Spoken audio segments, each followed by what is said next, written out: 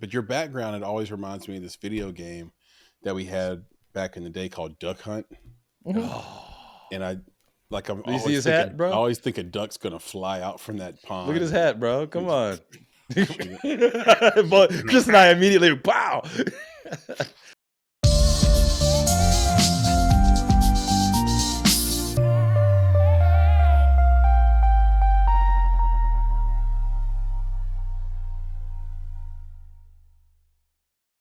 Hello, and welcome to another episode of the Make It Podcast. I'm your host, Chris Barkley. And I'm your host, Nicholas Buggs. Nicholas K. Buggs, for those who didn't know. Wow, the K, what does that stand for? I can't tell you that because then it's going to be a thing. I'm Nick Buggs. I'm really good at computers. I've always been working on computers. That's some ridiculousness. And here's, check it. Yes. So, yes, the K is for Kendrick. Mm-hmm. That is my middle name.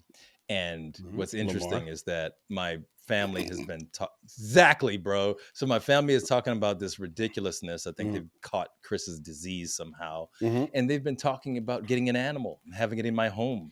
Talking about getting a dog. And I'm like, absolutely not. And then they were like, we should name the dog Kendrick. And then the other kid is like, no, because then everyone's going to think Kendrick Lamar. I'm like, yeah, they probably will. Yes. And Kendrick's a ridiculous dog names. Can we just start with that? Well, that's what they, and my wife is like, an animal should not have a human name. What do you guys think about that? I agree with her. And so, by the way, welcome Papa Bear. Welcome Sam to the podcast and join us. By the way, no guest today. This is a traditional like indie talk with just Nick and I and the team. We're going to talk about some topical things. Adjust your volume. Adjust your volume. Oh, there you go. And turn up the podcast. No, that was well played. Yes. Sam, you got to give it to him when he said adjust. That was smooth. We are San's guest today, but we are going to talk about some cool stuff. Right? We're going to do some Oscar talk. We're going to talk about what makes for a dog shit note. For all you screenwriters out there, about dogs, and we're going to talk about Black people and why a lot of Sam's friends think they've got to go. So, what is even happening right now? Like, what are you talking about? Sam's like, what? No, that is I kid. We're gonna talk about. We are going to talk about some things that are going on in the world today around that issue and around one of our. Sort of responding to one of our former guests, Frederick, who we love. And we thought that would be really apropos for this recording. And we're going to get into that. Now, in terms of dog names, I did have a friend named Nick. His name was Nick as well, but not Nick Buggs, Nick Brooks. And he had a dog named Nathan. And I had a big problem with it.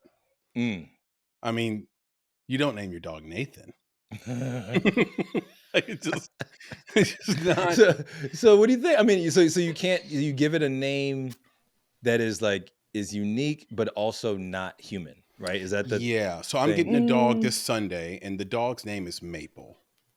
That's a perfect dog name. Okay. Well, right? I think that goes well with things like Clove. Right. I like that. That well played. Yeah, that was my former dog who passed away. Shout out to Clove. No, somewhere in doggy heaven right now, but great family dog for a long time. And then our other dog is Zeus. See, I'm on that train, right? Yeah. I have cats, and I've got 4. It was my cat, There right? you go. So similar, right? And the other one's name was Violet, or is Violet. Her name is Violet, but she's known as TOC, which is an acronym. TOC stands for the other cat. Yeah. And I was gave like, her that table one. of contents? Like, what's happening here? No. Yeah, I gave her that one, and it Dr. Dre stuck. and the TOC. Yeah, right. Yeah. So I think it's a fine line where you walk, right? Like you don't want your cat to be named Francis. But I mean, if it happened, you'd be like, "Ooh, that's right on the line." That's what I'm saying, Sam. I was saying, that's a cool name, though. I like Francis for a cat. Like Sebastian. Like if it's a kind of outrageous. There was a human dog name? movie named Sebastian, right, Sam? Is that true? The dog movie with the big sort of Papa Bear. What are those big dogs that Saint Bernards? What's their Saint Bernard? That's named Sebastian. Beethoven. See, those make for good dog names. When you name your animal after some Greek god or mythical figure or Philosopher. Like Cardi B. philosopher, like if you had like Cardi B, exactly. Yeah, that's what I was thinking. Exactly. If you had a tiny dog and it had like that grayish white fur, those kind of dogs, and you named it Socrates, that's a great name. And but you I can would imagine never a cat call it named Socrates. Francis with I would call it glasses on. Socrates. You could do the Socrates. Get your ass in the crate, Socrates.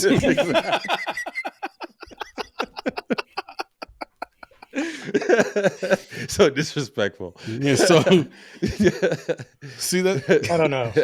I was watching a clip yesterday of some funny dog clips, right? You were? And I couldn't believe they call the dog's name is Cooper. I said, like, who names their dog Cooper? Hey, you know who names their dog Cooper? My next Bradley door neighbor. Really? Their dog who passed, his name was Cooper. And they're divorced now, right? And stop it. And and the other dog's name is Sadie. So Cooper. I've met a lot of Sadies. Sadie's a good dog name. Sadie's a good pet name in general. Again, those kind of names, there's a fine line. There's an art to it, is what I'm saying. And speaking of art, that to our first topic, because there is an art to giving a solid note to a writer. Can I do it real quick? Chris, I gotta go. I gotta throw something new for you in there. Okay, something new. Segway man. That was a fine segue. It was. He knows the art of the segue. I mean, that's wonderfully done. I appreciate you. I need to clip that out though, so we have it for the media panel later. Like that's right. I can just click a button and just make you guys go insane with button clicking that I do.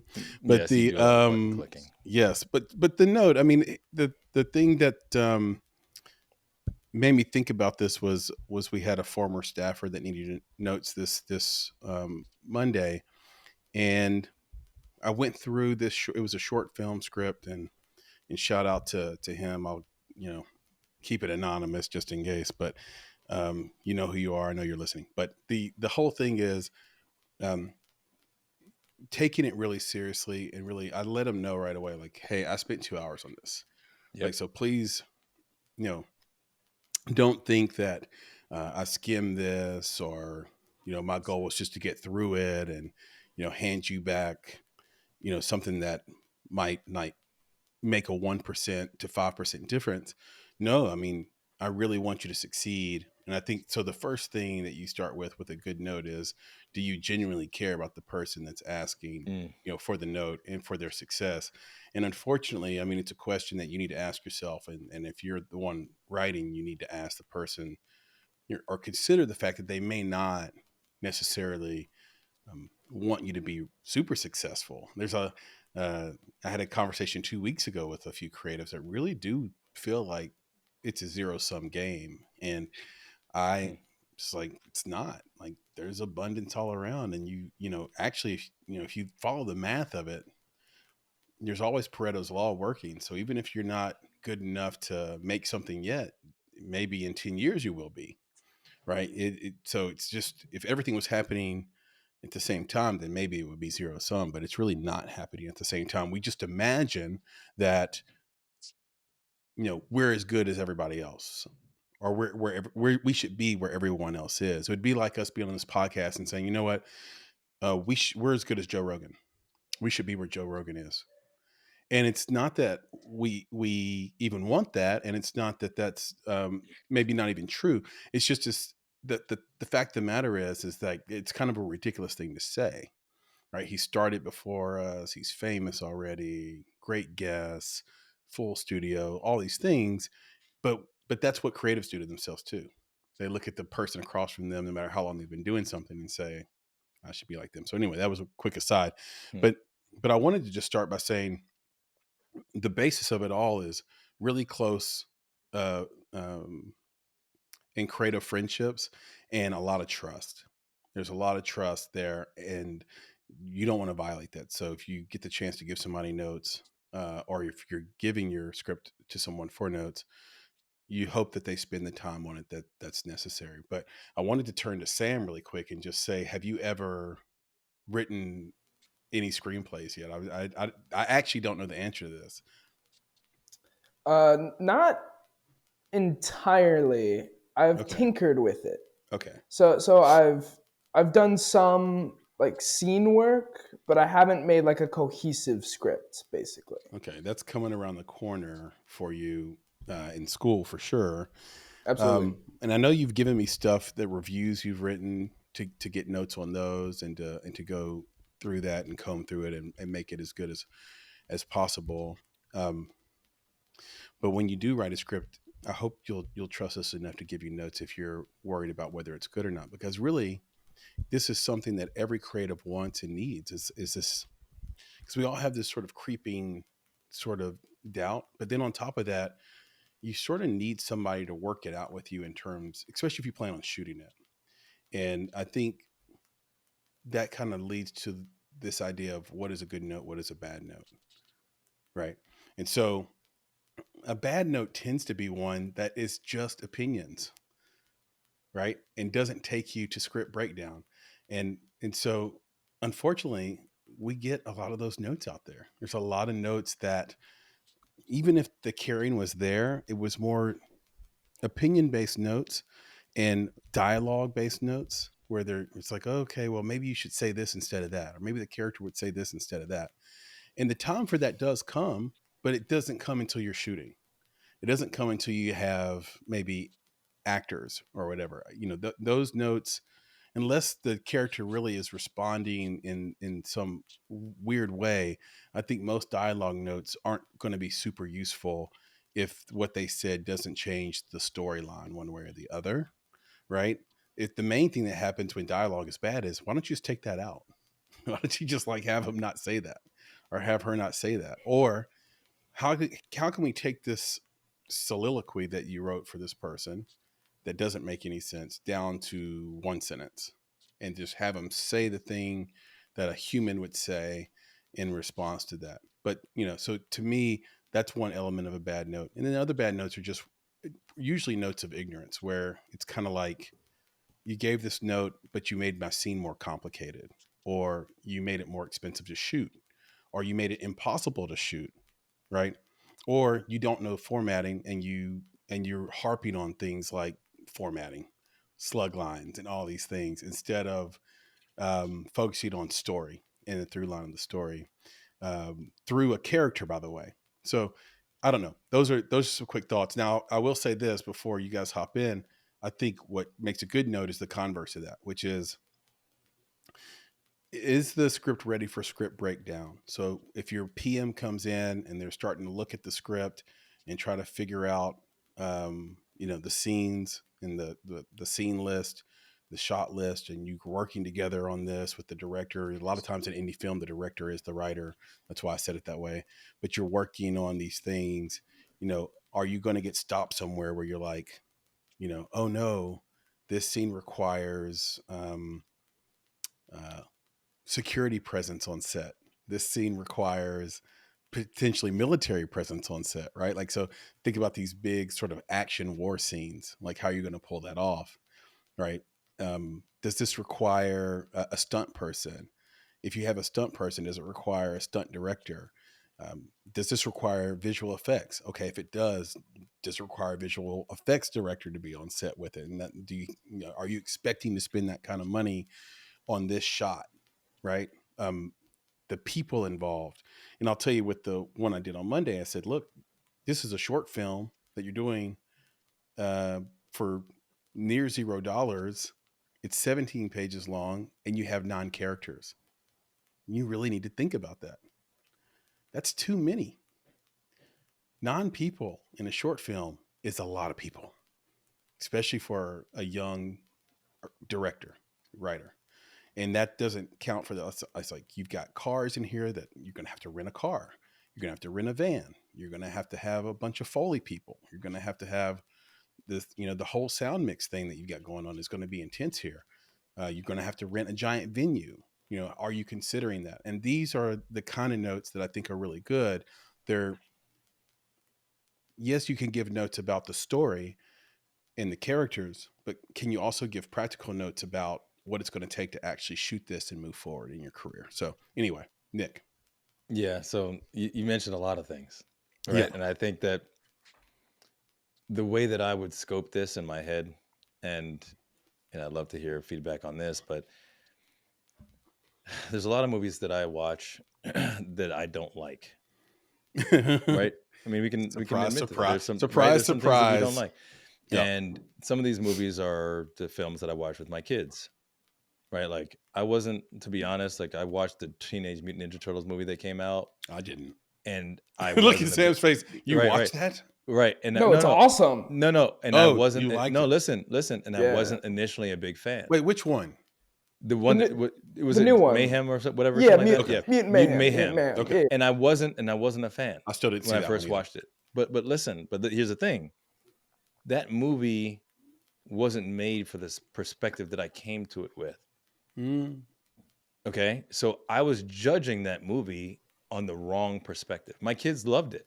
Yeah. And I could see why, because even though that they've been into Turtles for a while, they've seen different things, this was kind of a reboot for them. It rehashed the story. It had all of this flashback stuff to retell the story, which I'm like, I know that story already. Or they changed it. And I'm thinking about it from my experience with the Turtles. I knew it. So now I'm like, this is stupid. I don't need all this stuff.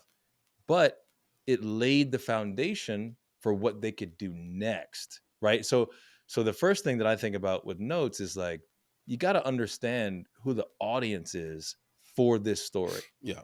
Right. So if the audience isn't for me, then it could be difficult for me to give proper notes. Right. Unless I have the ability to put myself in someone else's shoes, which I can do. Not necessarily everyone can do that. I've got, like Chris and I, we've got kids, right? We got kids at different generations. So we can kind of say, okay, if I put myself in the college kid generation, what they're doing right now, let me put that hat on. Because I've been through those experiences with them. If I put myself in the, tween generation, if I put myself in that 8 to 10-year-old generation, like you can start to think that way, which I've come to learn how to do, because like when I watched Descendants 4 with my daughter, that's not necessarily the type of film that I enjoy. But then when I said, let me put myself in her shoes, I could see why she liked it so much and why it was so perfect for her. So for me, the first thing is, who is the audience for this film? Your notes need to be aligned with either the intended audience, or as you're reading it, you can say, hey, look, maybe this is actually better for this type of audience. You can think about audience in that way. I think as a writer, that's kind of how you have to write too. Yeah, you should be. But that's what I'm saying. So they're already doing that. What I'm saying is that as the person who's giving notes, I need to know that. I need to know. Don't just give me the script. Tell me who the audience is, right? And then, well, Sam, I know you want to jump in on that. So that's the first thing I want to say. Go ahead, Sam. Well, and I just want to say this real quick here, Nick. Let's not pretend like you weren't excited for Descendants 4. Okay. We all know the real story there. You're bearing the lead. Yeah. Red was really cool, I have to admit. There we go. Okay. Just had to get that out the way. I totally agree with what you're saying, though. I think that you need to understand what not only the narrative is presenting, but who it's presenting it to. Like exactly like you said. I think that if you lose track of that, that's how, there's been a problem with Hollywood making R-rated movies and cutting them to be PG-13 because they see that it so late in the game that it should be suited for a different audience group. And I think that's because no one told them that the narrative that was in there initially would be better suited for a slightly younger group, right? Okay. It's bad note, right? There was no note there. They didn't get that letter saying, maybe we just need less swear words and then we can make it more accessible, right? That note was probably there, but there was probably a little bit of contention around the note, right? Yeah, I mean, possibly. I also think it could have just been ignored. I think that there's these examples of some of these films that like it would be so easy to change so little, and they could be seen in a whole different light, and yet they still release it in that manner.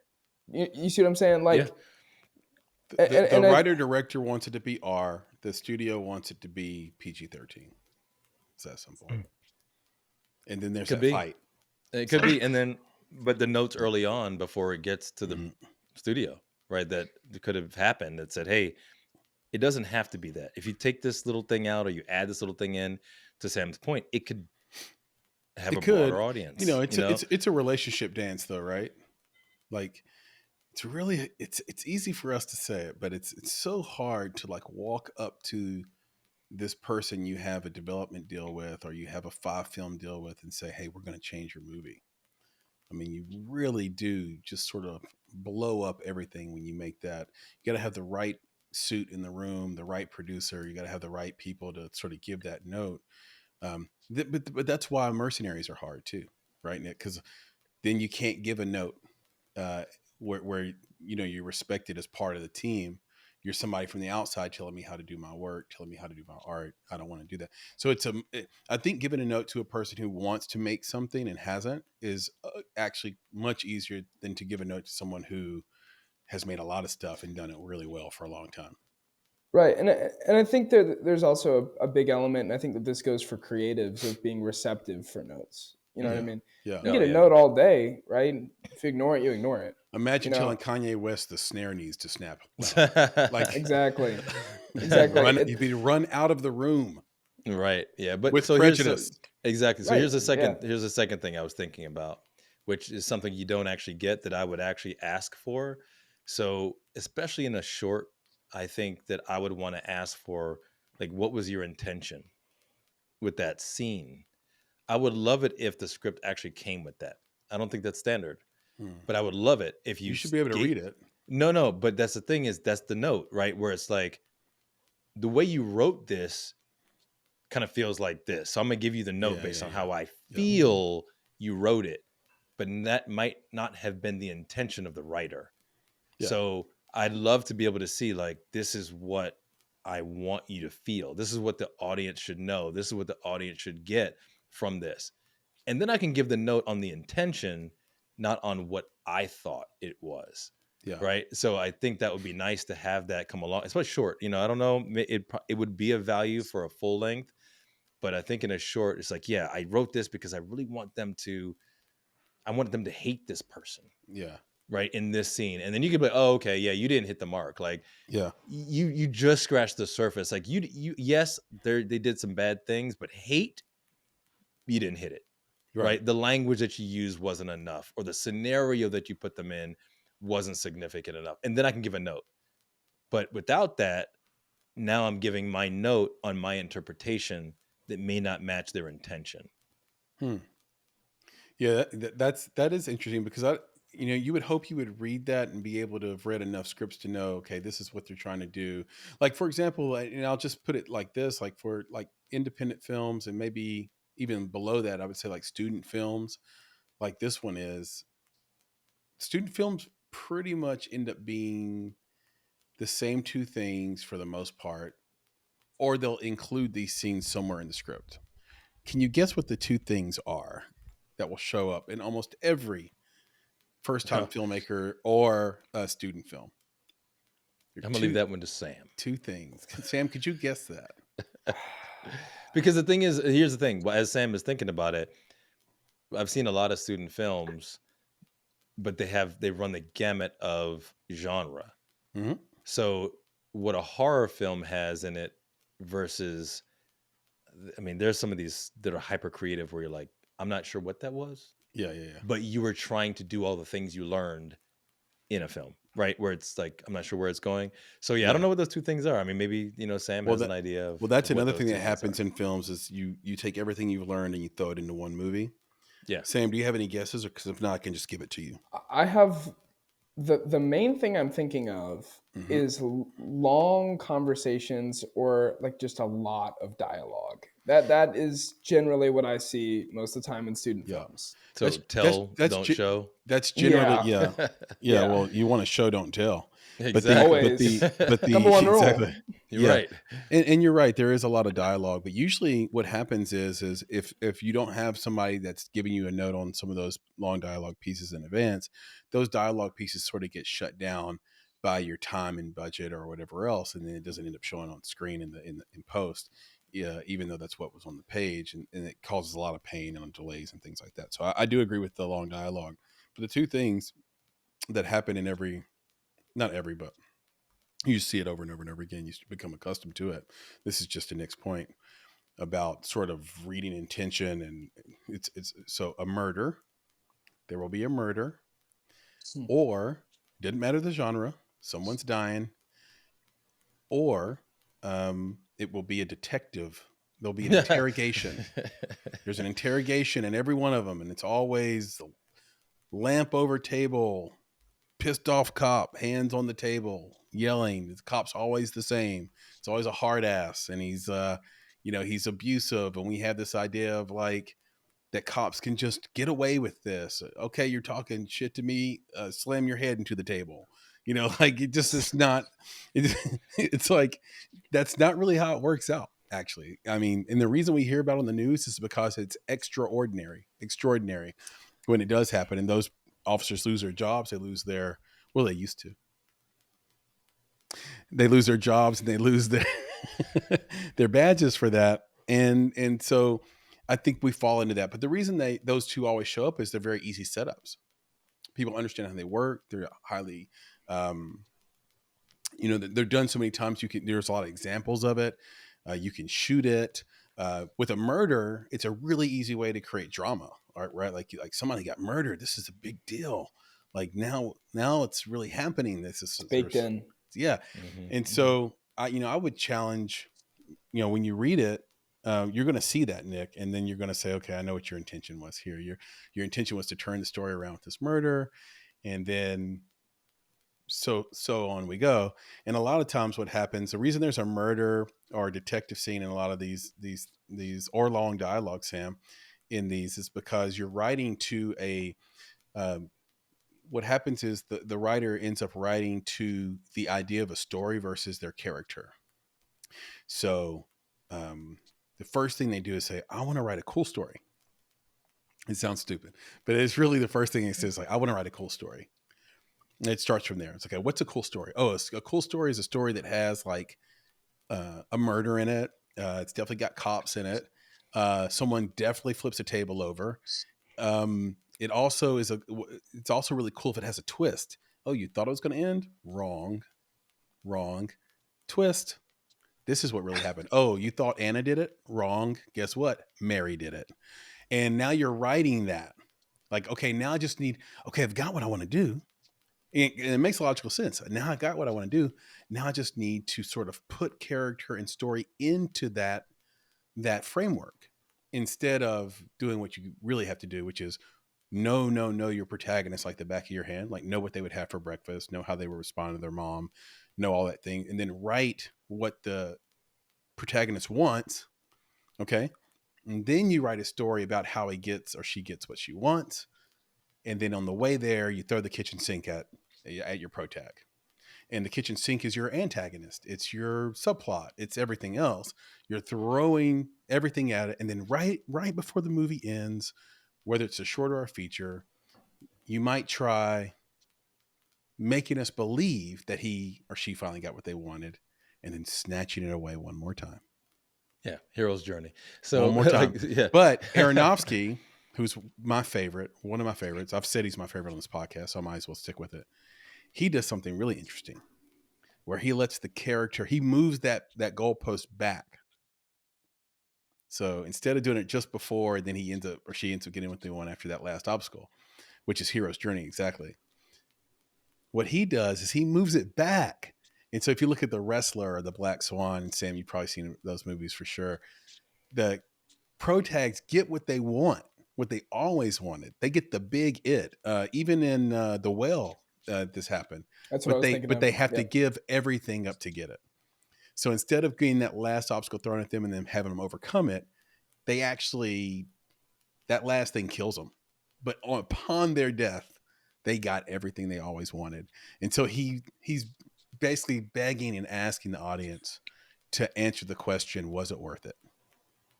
Yeah, you got everything you wanted. It's interesting. Yeah. But was it worth it? And so it's a style of storytelling, right? But I just wanted to jump in, Chris, and give you that third thing that I wanted to mention. Oh, please. I didn't even know there was a third thing. Yeah, the third bonus thing. Time. But this is, again, you kind of touched on each of these points at different times. Mm-hmm. But the third thing that I look at is when it's kind of part of intention is the resources. Mm-hmm. So the intention. Oh, this is a huge about one. About who's going to actually produce this project, this film. Yep. So if the intention is that it gets submitted for a short screenplay contest and then maybe goes on to Disney for them to help you produce it, is different than saying, I'm going to produce this for $0. Right. Because the note's going to be different. Yep. Right. Because now in this case, like you mentioned, the filmmaker, if they're going to say they're going to do it for $0, yeah, I got to give you notes, bro. Like you just had a major explosion.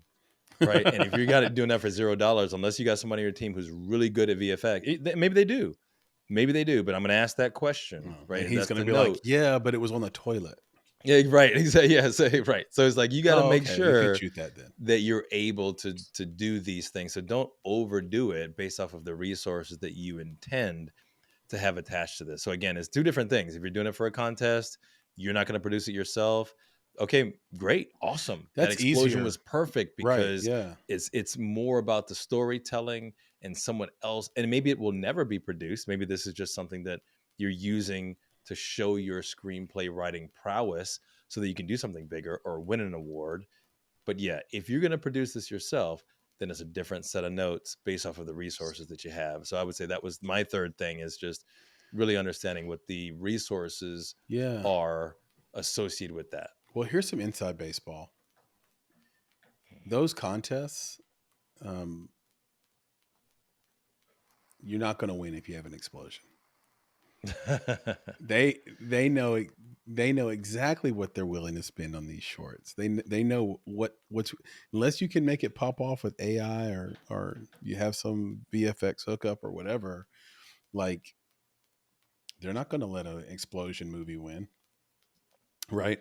Because they know what they're going to. They've already got a budget and they plan it out. So it's one of those things where you still even in that sense, I think, Nick, you have to be a little bit practical, but I think you're right. Like it's now you can just write the story you want to write, I think, but you still need the note just to say, is it a good story? And did you come at it from the right direction? And so just to review this topic, I mean, to me, a good note is one that makes your script first and foremost practical to shoot, like realistic to shoot. 2 is character driven and not sort of plot mechanism driven.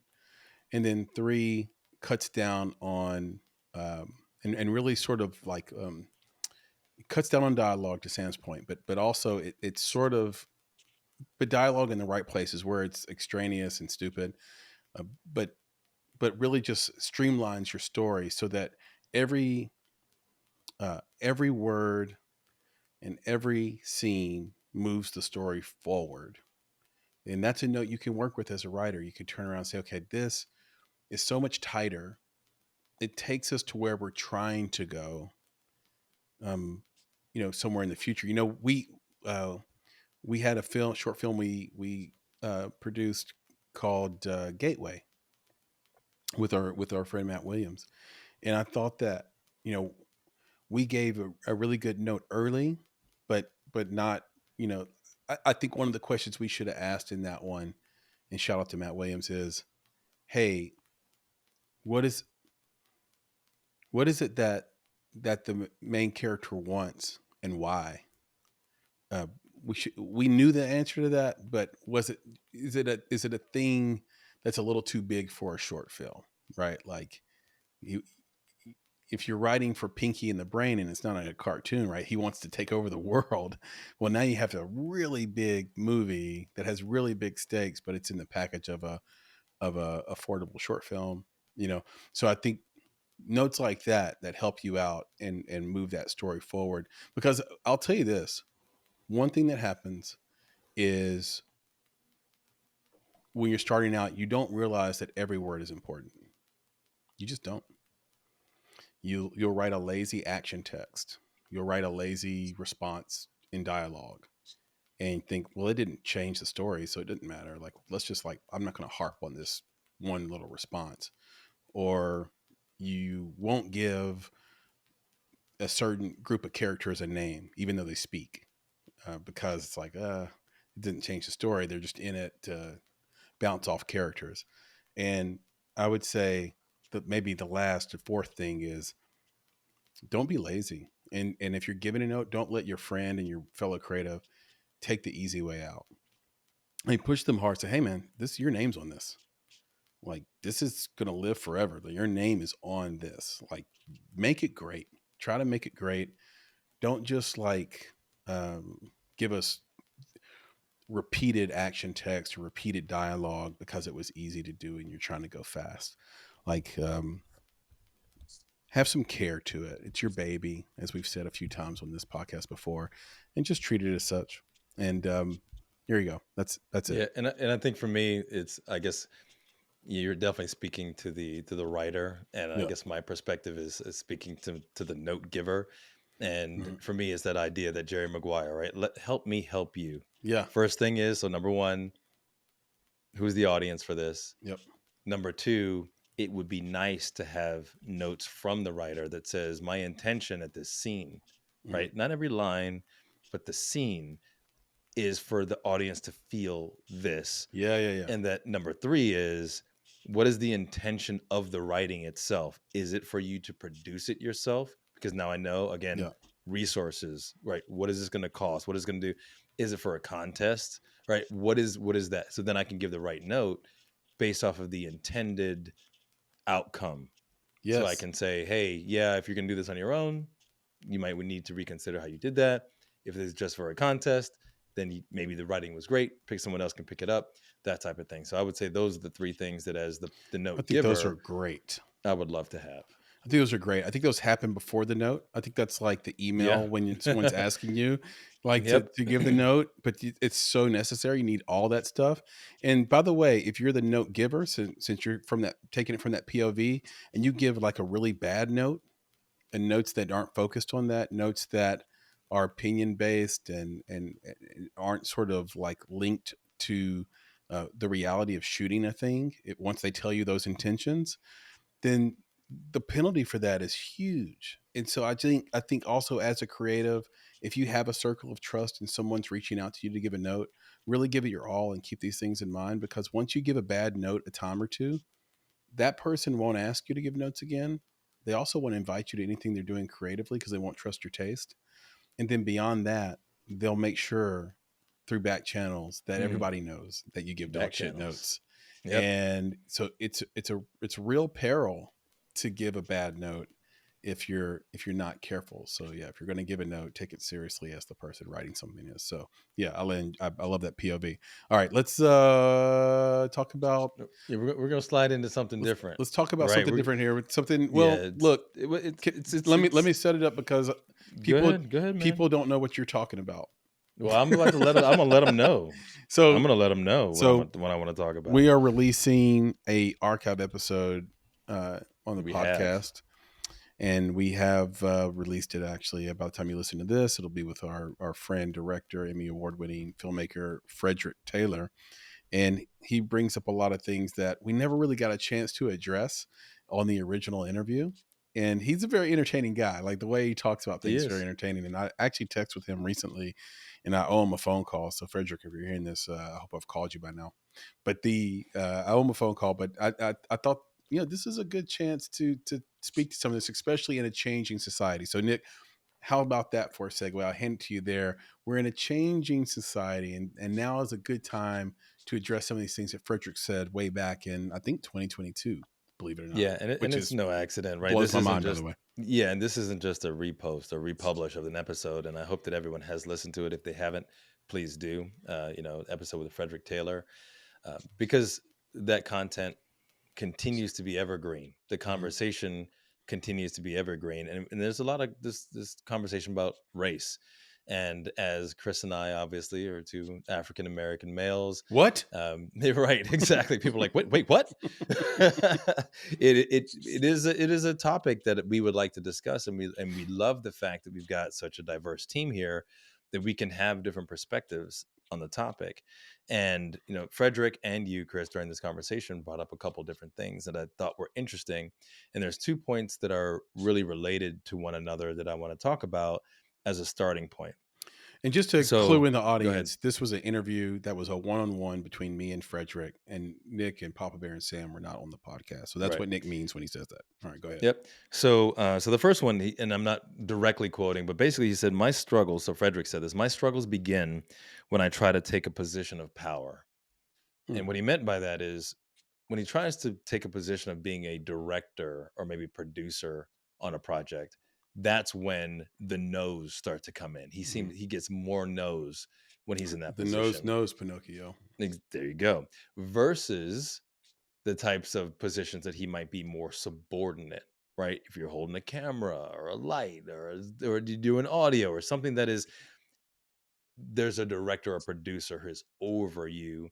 He's found that it's easier to get those opportunities. And you start to question why, right? So as a brown-skinned person, you always have this thing in the back of your head. This is another point that was made during that conversation, which is basically, well, did I get the no because of my resume, or did I get the no because of my race? And it's very difficult to know whether or not it was one or the other, or a combination of the two. So it's just it's a difficult place to be, especially in like you're mentioning, we're in an interesting time right now, and we can talk about the fact that DEI is now almost like a 4-letter word, even though it's a 3-letter acronym. But it's like a 4-letter word in certain places, and people are pulling back from this. Is that gonna harm people more? I don't know what this is, because this is something that's existed for a long time. Yeah. So is that just opening up the discussion about how do you have that conversation? Like how do you know, is this a chip on the shoulder that will always be there and will never go away? Is there always an element of resume and race? Like, how do we deal with that?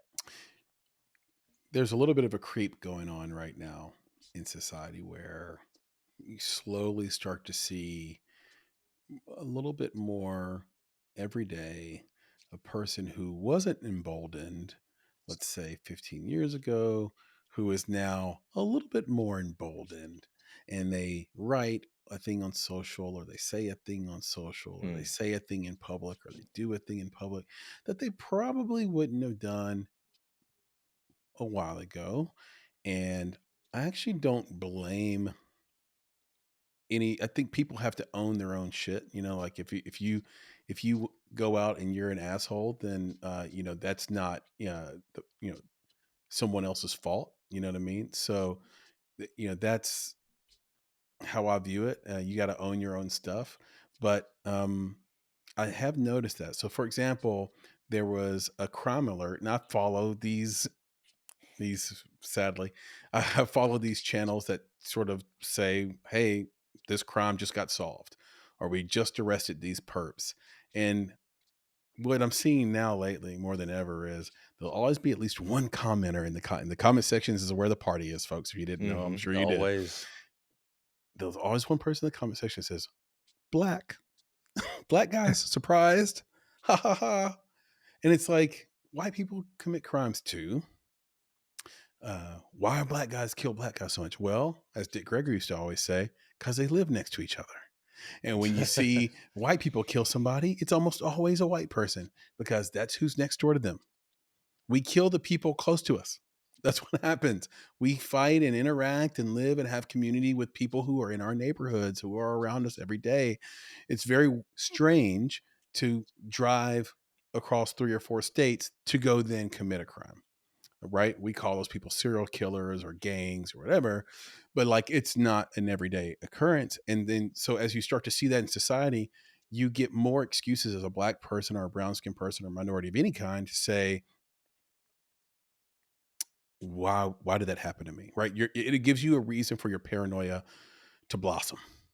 Right? Yeah. It's like, okay, it's why true. did I not get this job?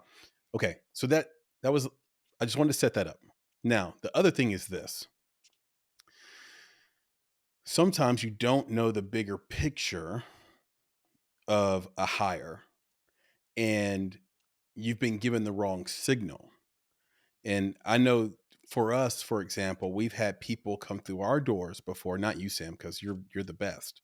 but we've had people come through our doors before, and they get the job, so to speak, especially in the intern space, and they say, well, my resume must have worked pretty well. I did a killer job on that resume. And what they don't know is that we have a bigger contract with a university or two or three, and that part of the contract is we need to take on these people and help them grow in the profession. And so, no, it wasn't your resume. It was that we were going to bring you in no matter what, unless there was something incredibly red flaggish on your resume, unless there was something incredibly red flaggish that happened in the one-on-one interview, the face-to-face for the first time. We're like, that is not good. Can we reset this thing? So for the most part, we're here to enrich people. When we bring in interns, we're here to make them better people. And so I know it's the reverse of what you said, Nick, but it's this thing where, why did I get the job? I got the job because I'm awesome. Pump the brakes. Maybe you don't know the full context of the hiring process, or what the full context of what the whole situation is. That can happen to Black people too. Yeah, there's a lot of context that goes into it, but I think that sometimes it can also turn into, and I mentioned this to you guys before, like the boy who cried wolf, where it's like every time you don't get an opportunity, you blame it on the fact that you're a certain race, right? Or you're paranoid, you're a woman, or whatever that is. Rightfully so. But exactly, rightfully so. But the thing is that, so I've kind of lived my life without the expectation that would happen to me, right? So when things do happen that don't go in my favor, I don't lean into that. Like I've never lent into that. Yep, me either. But my eyes were opened, and this is the part that even in early talks with Papa Bear about this, about honesty, like it would be so nice if people were just honest with you to your face. And like, well, you're talk Black, about giving so a good note. I'm not going to hire you, right? It'd be so nice. But I have been told this. I've been told by other people of that were not Black that I was intimidating to people. And you guys know me. Like, how am I intimidating? I'm a nice guy. I live my life in service to other people. So how could I possibly be intimidating? And I said this to this person, and the person said, like, Nick, and he said it to me. He was like, he's got this. You're a young African American. I mean, he said it like, I was like, what? Male, and you're confident. You know what you're talking about. How dare. And that can be intimidating to people. That's why. So the fact that he brought that in there, like, you're a young African American, and I was like, that never would have registered to me. Yeah. But that was it. It's like, well, why weren't they listening? Why weren't they open to what I was trying to say? And he sat me down and he just said, I wanted to explain that to you because that is a fact. That is the thing that kind of opened my eyes to this being a possibility.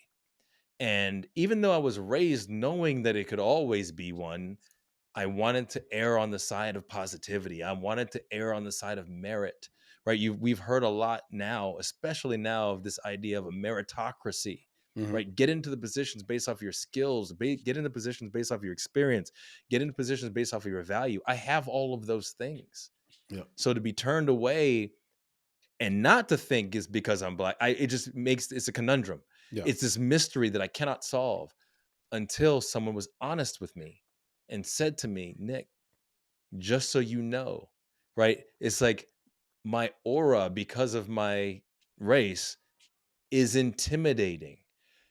It threw me for a loop because the thing is, I can't do anything about that. If you had told me that it was my education, you told me it was my experience, if you told me that I needed to provide value in a different way, if you told me that I needed to wear different clothing, I can change all of those things. But as soon as you tell me that what makes me intimidating is my race, what do you do? What do I do? Well, we're lucky enough to have like sort of multi-generational takes here. Now, Papa Bear, you obviously were married to a Black person for 35 years. I don't know if that's obvious to the audience, but Papa Bear was married to a Black person for 35 years. And this was a whole different generation. The world was a different place. and you have, I'm sure, some stories about real discrimination versus faux discrimination. Can you remember any time where, from your POV as a white person, where you saw true discrimination versus invented discrimination? Do you have stories of both that you can? Well, as far as anecdotes, I mean, there were all kinds of small little things, from social discrimination to more formal kinds of discrimination, um, like getting a loan, or Mm, uh, going into a restaurant and not being ignored. You know how there's always someone up front ready to seat you, yeah. and we would go in together and standing shoulder to shoulder, and they would say, "Oh, sir, can I is table for one?" No, table for two. Yeah. Wow. But um, so there were all kinds of little things. Some of it under the undercurrent kinds of things, and then, like I said, more formal things like getting approved for various things. So, but when Nick mentioned that the guy told him honestly that he was a threat, the first thing I thought Or of is, intimidating. Let's just be clear. well, intimidating. Let me be clear. Well, that's a Yeah. kind of threat. Yeah. Uh, Yeah. the first thing that came to mind to me was what he was intimidated about is, are you coming after my job? Mm, yeah. Because, like Nick said, he doesn't, he speaks well, he's educated, he's qualified, he has all the merit, but yet not getting the job. Um, Mm-hmm. so that's the threat, is that, well, if you're as good as I am, you may be better. And people don't want to give up their turf. Yeah, but that's the thing. I'm I've heard that before, by 100% the way, with you Nick, on in that. Papa But the Bear, that you challenge can't be is, too why smart did when you walk to the yeah, but interview. why did he include? Again, I'm not trying to get a job. This is just Yeah. a matter of getting people to do the right thing, building Mm-hmm. coalitions, Yeah. right? Which Mhm. is a part of being in a workforce. And there was this resistance to building the coalition. Mm-hmm. So PB could be right from that perspective that, oh yeah, maybe he's better than me and maybe he'll take my job. Why was my race brought up in the Why was conversation? it brought Why up in the was it first place? Yeah. exactly Yeah. if they had said everything, your education, your confidence, your track record, these things are intimidating. If they had just stopped at that, right, it would have been perfect. But they added in young African American Young, male who Well, has all of there's those things. Why confident. is that so intimidating? What is it about that aspect that kind well, of there's long history of social stigma there. It's like anything Mm. else. And it's that history. You're supposed to be afraid of Black people from a white person standpoint. So I think that is just history and tradition that's not going to go away until we do have more equality, more mixing. And, you know, um, we've gotten to the point now where you, everybody's going to be mixed at Yeah. some point, and so then what do you put your finger on? So it's not going to be forever. Yeah. yeah, It's but going to these are Imagine. things change. that I think about. These are things that Chris obviously thinks about. These are things that you've lived, PB, and I'm curious about Sam. I'm curious about, is it even a thought for Yeah. you, Is it Sam? post? Like, Is even it do you post even race, or does hip hop and all the music and the entertainment that you consume give you an image of Black people? It's a good. Yeah. or did you even think about it? Do you even What do think you about think? the Yeah. fact that this, because what I just mentioned, Sam, can create the chip on your shoulder, right? Mm, Which I was raised not to. I was raised to be aware that I could be treated in a negative way by people who are racist. I was right. That period. Raised to be aware that it could happen. But then, as soon as it happens, right, when you're made aware specifically, whether something overt or you have a conversation like I had, you immediately get a chip. It's just there. Like, you can never get rid of it, because now you're aware that this is happening to you, and it could be in any situation at all. So when you think about, I don't know, setting up a team to make a film, to write something, to do something, when you see kids in your class trying to attempt something, like, is race even part of your zeitgeist, right? Are you even considering it at all? I mean, no. Like, See, right.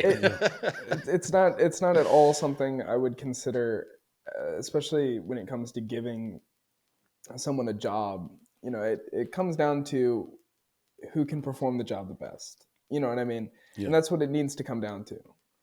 It doesn't matter, you know, what you look like, your gender, your race, anything like that. I mean, it's that simple, and I think that is something that a lot of younger people now, and a lot of my friends, like, are kind of raised with. You know, and it's kind of, I don't know if it's necessarily fading away, but it definitely is changing, and I think it's perspective. You know what I mean? Did you know anybody in high school that wasn't raised like you though? Mm. How did you handle that? Yeah. Could you be a little more specific? Like, just wasn't raised to do it off merit or whatever, but was sort of raised to see those colors, see those differences.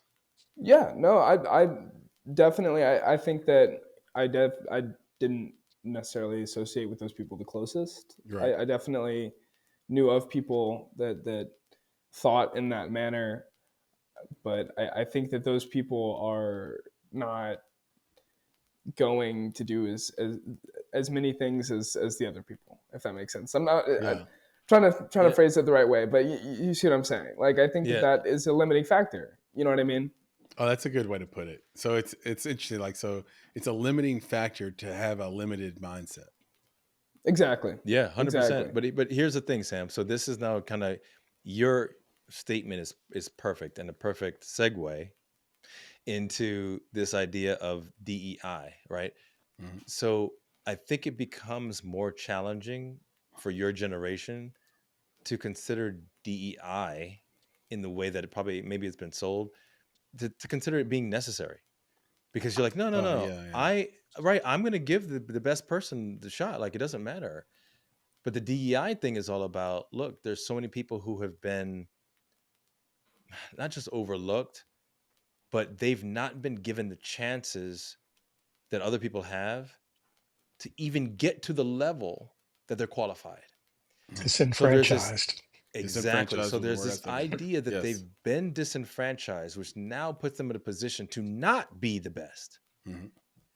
So you have an opportunity to open your door to someone who is not at the top of the meritocracy, but the person who's been disenfranchised. And by being around you and other people who are of merit, they have an opportunity now to reach that level. Yeah. That's difficult to do because you, Sam, want to be successful. And you, Sam, want people around you who are successful. It's very challenging to now take someone else on who is not on the level, but you're doing so because that person has been disenfranchised. So I'm really curious as how that's going to play out with the younger generation. Will they reach down a little bit below their standard because of that, or do you just go completely on merit? It's a challenge, man. I don't know what the answer is, to be honest.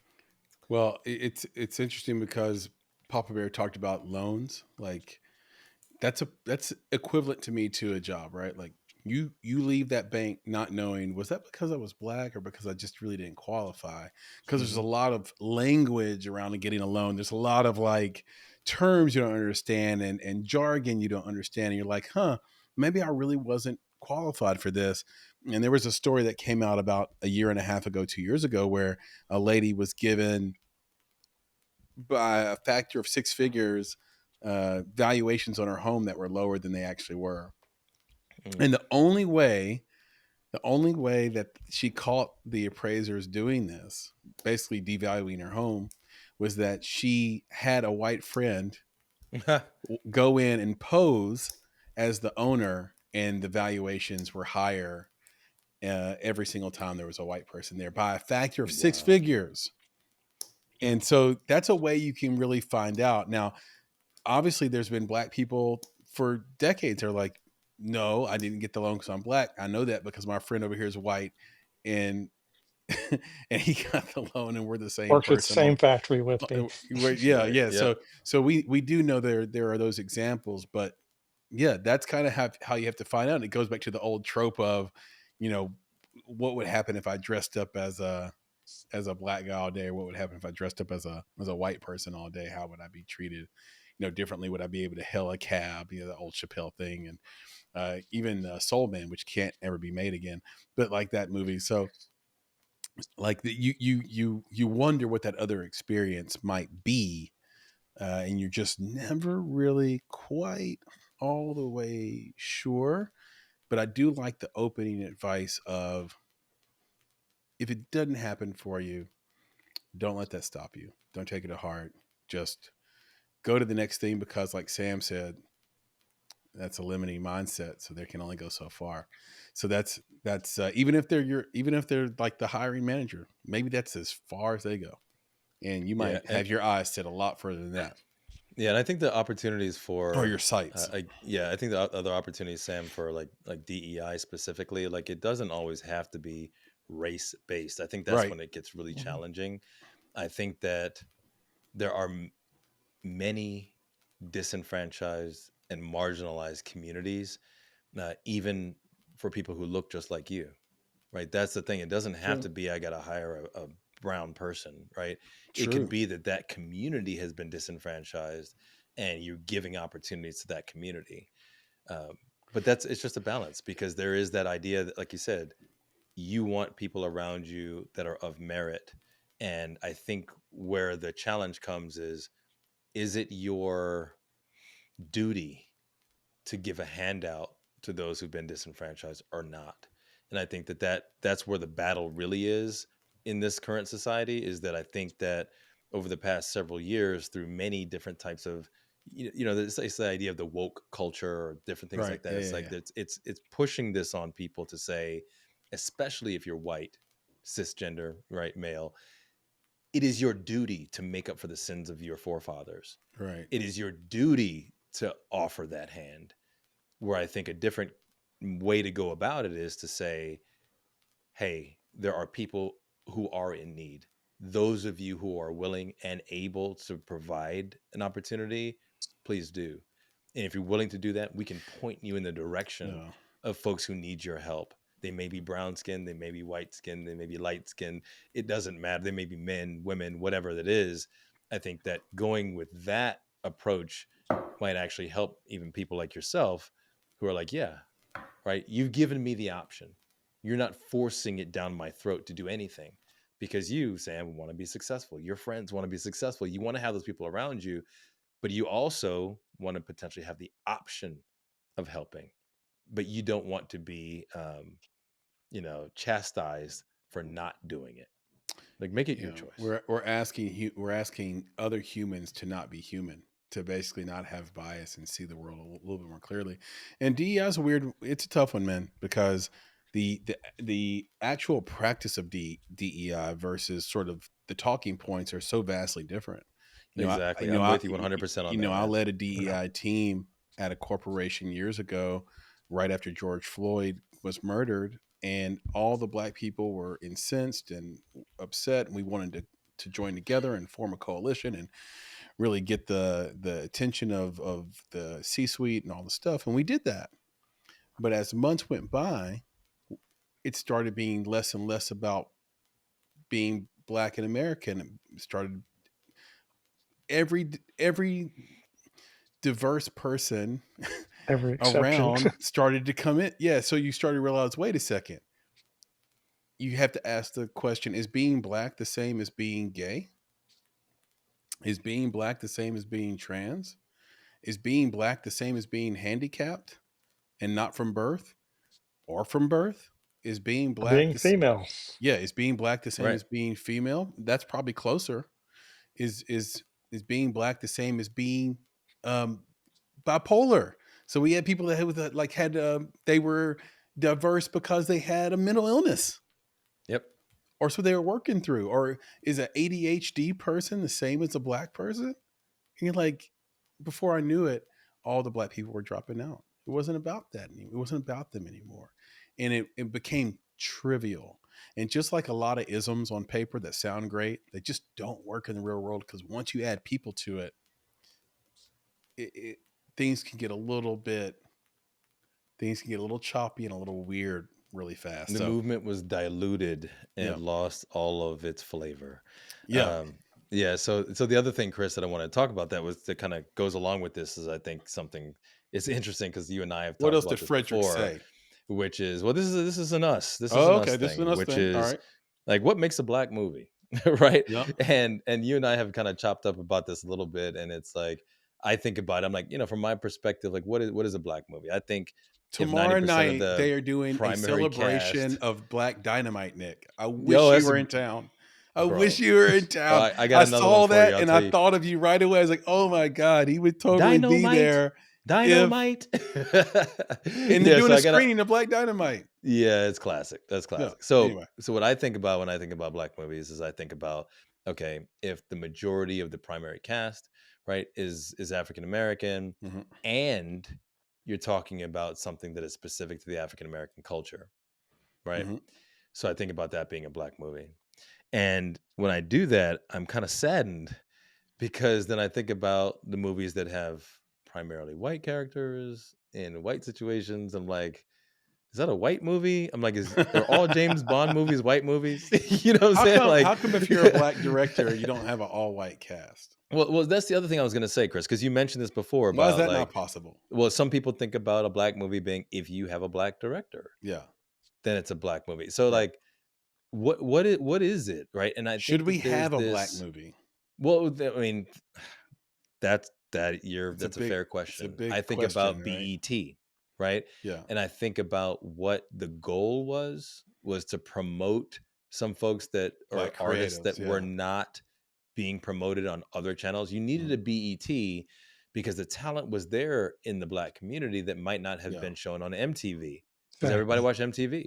Right. So we needed something if we were not going to be promoted on MTV. There needed to be another angle. Yeah. I think the challenge for me in that, Chris, is that it would have been nice for them to create something that didn't say Black in it. Yeah. That's the key. That, like, it didn't have to be just.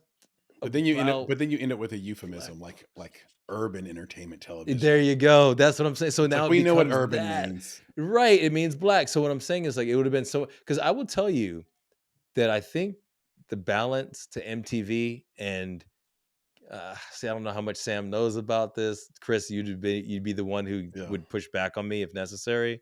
I felt like VH1 was potentially more the balance to MTV. Like, I feel like they had more diverse artists on VH1. You mean from a music video standpoint? Yeah, from a music video standpoint. Before they all went to reality TV, because all of those networks just do reality TV now. Yes, before then, I feel like that was the answer to some of the artists not showing up on MTV and giving us another platform. But I feel like when we went to straight up Black entertainment television, that then created a rift. Because I honestly, like, if you think about our generation, Chris, and the generations before, and PB, please chime in, but I felt like there was just music. Like, remember, Chris, you and I listened to 9 Inch Nails, bro. Like, we listened to Pearl Jam. We listened to Eddie Vedder. Like, we did all the things. We listened to Alanis Morissette. Like, that was cool then for us to know all of the artists that were outside of urban or hip hop or rap.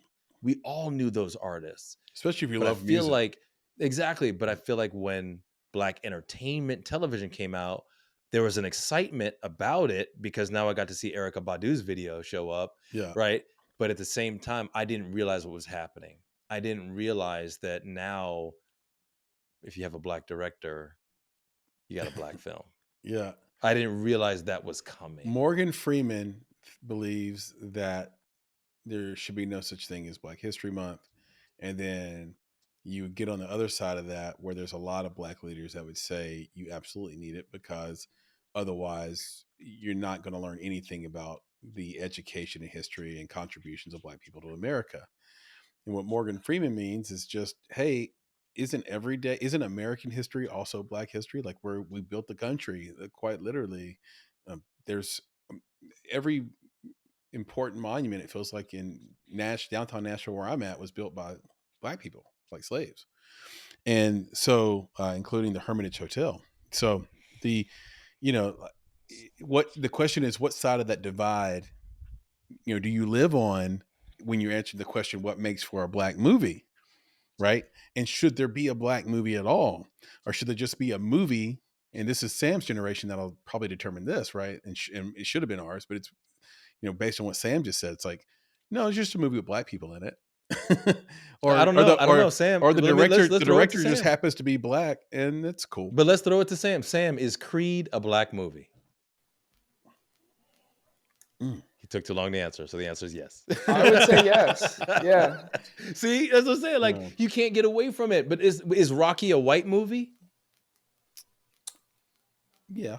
Rocky might not be a good example. Yeah, I'm just saying. But listen, like, I don't think it's a white movie. I mean, that Rambo, Rocky. But before we say white and black, Nick, we would say it's a boxing movie. Yes. Right.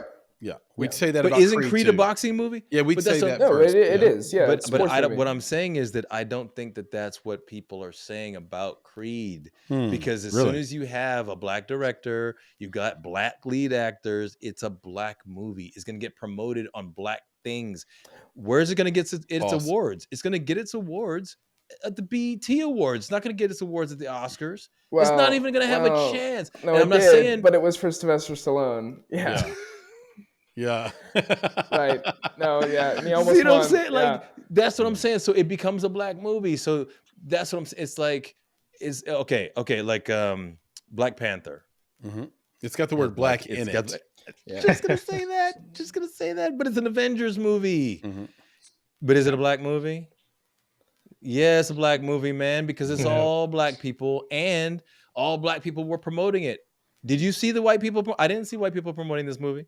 I'm sorry, I did not see that. I might have missed it. Sam, did I miss it? Do white people own these corporations that are paying for the promotion? So I mean, yeah, but in a way, you see what I'm saying? Like, that's what I'm saying. Like, it becomes by default. But we don't have the default of a white movie. I never considered any of the Bond movies. I never considered any of the Al Pacino movies. You know what a white movie is? Like National Lampoon's Christmas Vacation. Hello, Miss Sunshine. Or Miss Sunshine. That's a white movie. Little Miss Sunshine? Yeah, Little Miss Sunshine. That's a white movie. Like, if we had to say, like, what's a white movie? That's a pretty... You got to be white to just even relate. I don't know, because Juno might be a white movie. I know, but Chris, you do that, and I guess you're mixed. Juno's Vanta white. You get to do that because, but like, I enjoy Juno. I enjoy Little Miss Sunshine, right? I like both but you can't. You're not allowed to talk because you're half white. So you know what I'm saying. But like, but it does. What is, like, honestly, like, you look at the old, what are these movies? The old romance, the rom-coms. Right, you could easily say that these Love Actually, Love Jones, Notebook, Love Jones is a black movie. Love movie. Actually is a white movie. Right. But if you English took us all movie. back, us all back to the time when we were watching Love Actually, when it first came out, no one would have called it a white movie. Everybody was watching that. Everyone at that age, at that time, it was a great. It's a great movie. And did anybody care that the white best friend was trying to steal the black guy's wife?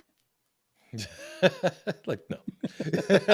but listen, that's what I'm saying. So it's just weird to have that, like, just interesting to throw that in there if you're Love Actually. It's weird to have this, and they were careful because it probably could have been the other way around, and then it would have messed the whole movie up. Maybe it would have been a black movie. I'm saying exactly. I think it would have messed it. I promise you, it would have messed it up for the audience if those roles happened to be reversed. So, but that's what I mean. So Sam, do you Sam, you were talking about this. Movies that are popular movies like a Creed or Black Panther or Fences or whatever? Like, these are all movies that have black casts. Like, do you consider them? Like, do you feel that when you see it? Do your friends think about these movies like, oh yeah, it's a black movie? Maybe you want to watch it anyway, but do you have that sense that these are black movies because of the cast and the director? Well, I think of them as a different perspective, but I don't necessarily put that label on it.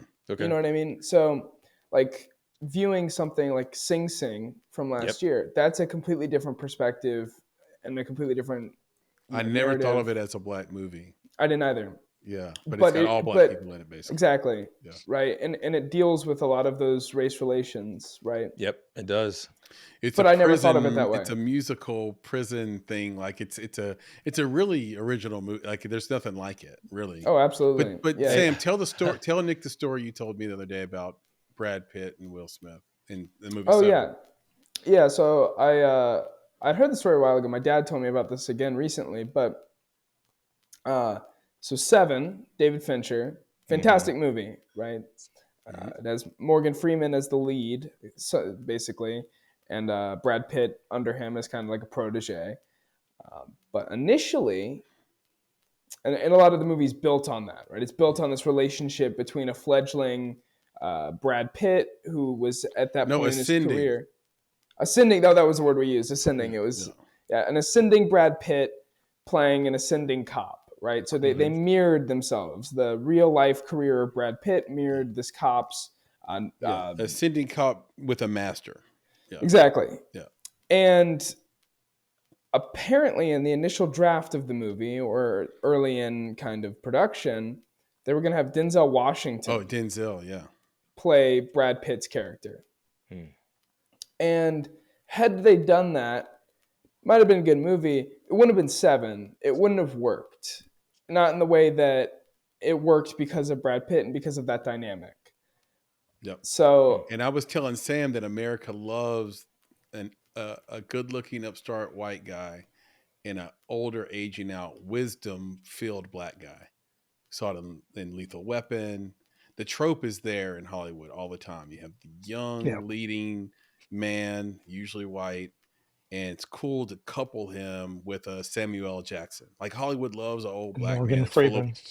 Morgan Freeman. I'll give you another Morgan Freeman one, Chris, for you to consider with that James Earl same Jones. You name it.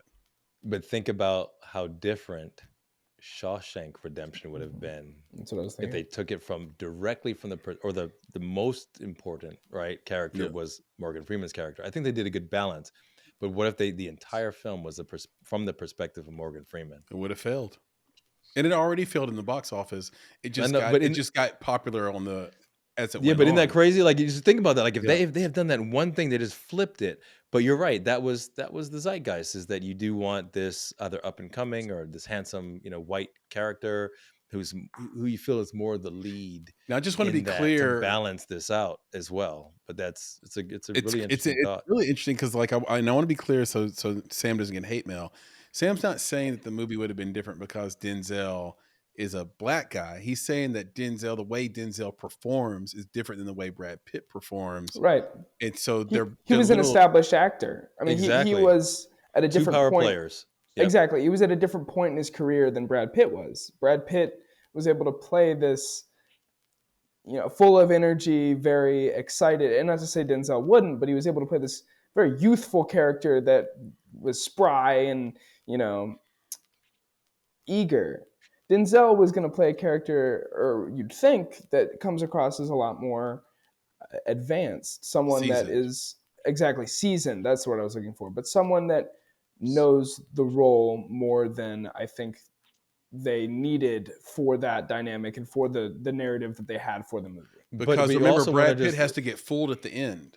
Yeah, exactly. Yeah, but listen, outside of all that, guys, we have to understand that Hollywood is a business and celebrity is a business. Yeah. It's part of the business of Hollywood. Yeah. And the ascension of Brad Pitt at the time, you want a Brad Pitt in your movie, bro. Like that is still do. That is going to sell tickets like you don't even believe. So that's also part of it. So I think, Sam, you're spot on with the actors, the difference in the actors. But I think that there's also the piece of, you're right, Brad Pitt was on the ascension. Having his face in that movie at that time was perfect, especially for what that movie was. Yeah. I think there's a balance. You have a heartthrob in a movie like that.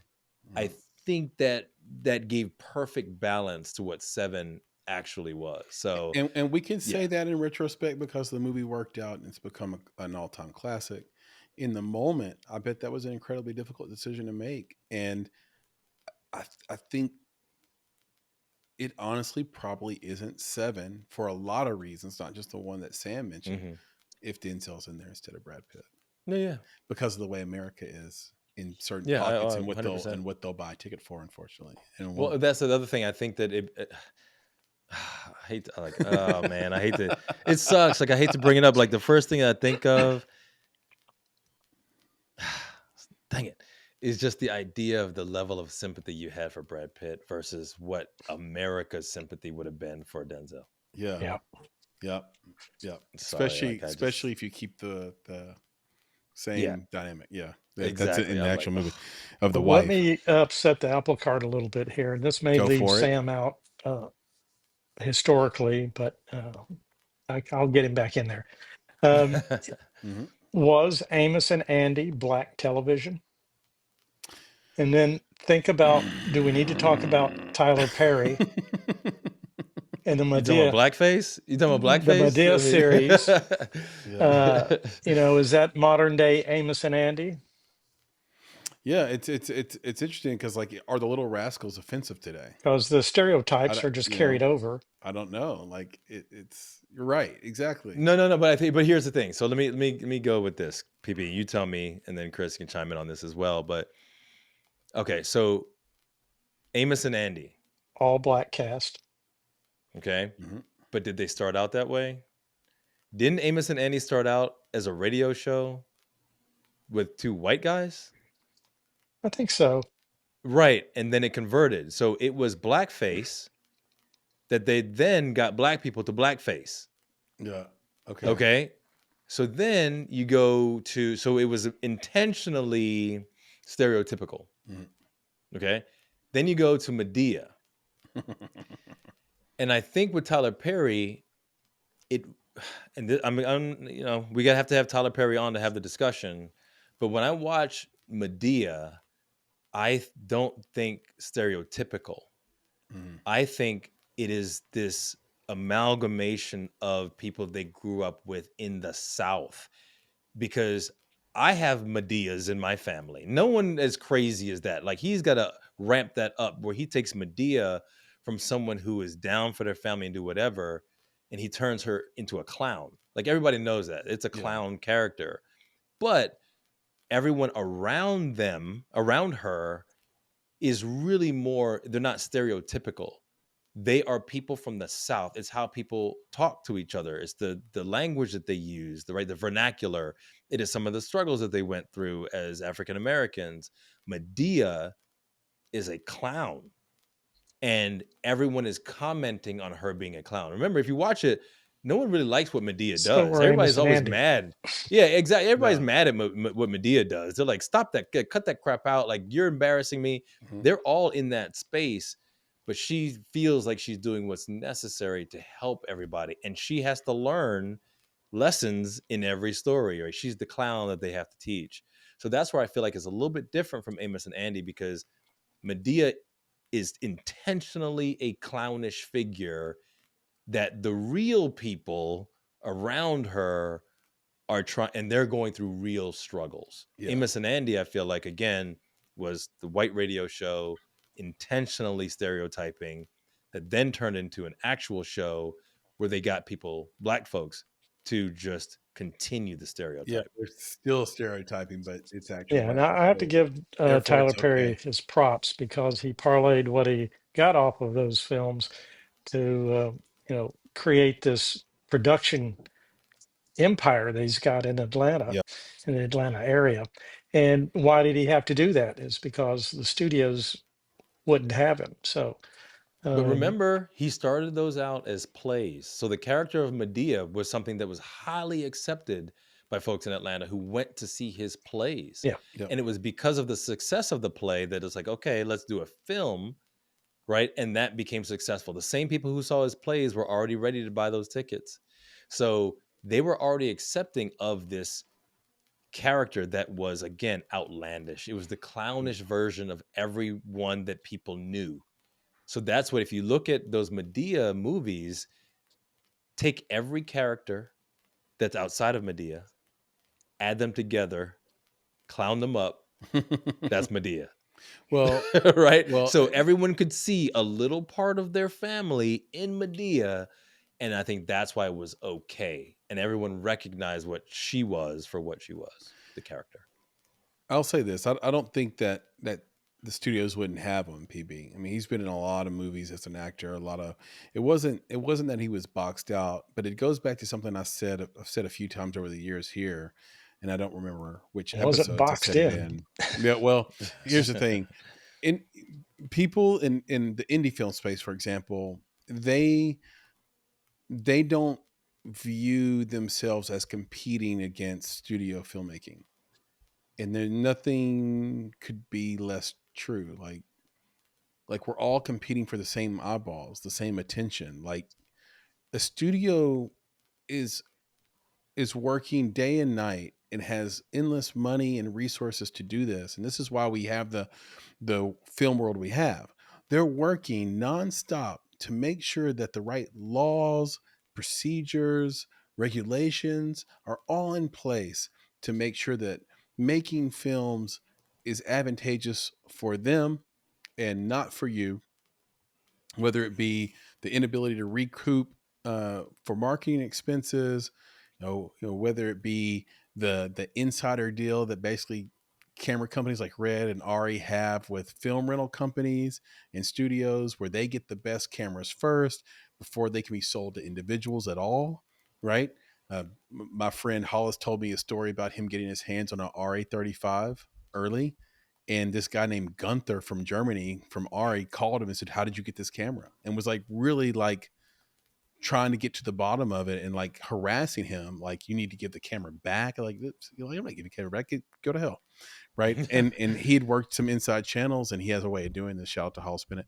But like, to me, like, that's crazy. That's the gatekeeper shit that we always talk about. And so I think that's what Tyler was feeling like. Okay, I still have to work for you, and I kind of just want to work for myself. How do I do that? Right? I have to still ask. I still have to go through your process, and I don't want to go through your process. And the studio's like, "Well, then you're our competitor. Okay, then let's compete." And now it's on. And that's kind of what's happening. Yeah, but they were like, "Okay, but you can have your little black audience. Yeah, We'll have a wider audience. We'll have so a wider- let's yes. go ahead. You do your thing." And he made some money doing his thing. And like you said, they're not back Papa there Bear had cheering it- for Tyler Perry. props, They're not bro. like No. hoping he but he got succeeds give at the all. props because he found a model that Huge worked props. Yeah. and build an empire around it. So now I think this is a good opportunity for us to, really transition to PB and throw some things at us. I think the He's things got we a should special know. one for us, doesn't he? Yeah, man, is right around the corner on this. By the I'd way, love this to hear that from PB. This Things We Should Know is brought to you by the feature film Midas Man. You can watch the trailer on our platform right now. This movie is awesome, by the way. It's really talking about some of the glue behind some of the greatest artists in the sort of early rock era, especially the Beatles. The Beatles is the one that stands out. So it's a bit of a biopic, and it's really, really cool, really great. I love the attention to detail on. We always talk about you got to have great like key art and trailers if you really want to sell a movie as an independent. Well, they do all that really great. So you can check out our trailer on the Make It Podcast platform for Midas Man. Go out and see that. You can buy it right now on the where can you get it? Allin.com, OLYN.com. And check out our links. We've got a link and to check it. out So our links. check it out. Yep. You check it out and make sure you support it. We always talk about it. So you got to support it. You got to put your money where your mouth is. $11.97, I think is what it costs, or $12 bucks to support this. You'd spend $12 at Starbucks right now on that venti. So here's the deal. Midas Man, go get it. OLYN.com. Chris, you gotta stop for a second, man. Okay. Check it. I just gotta stop this for a second and just gotta say that I just wanted to honor one of the parts of our credo. Okay. Now I know that our whole show does this, but right now I wanted to honor the be better part of our credo. Okay. Is that cool? Can we do this real quick? Let's do it. Yeah. Okay. So I think that new filmmakers are always dealing with some sort of existential crisis. Is that fair? Those are the worst kind of crises. Crises.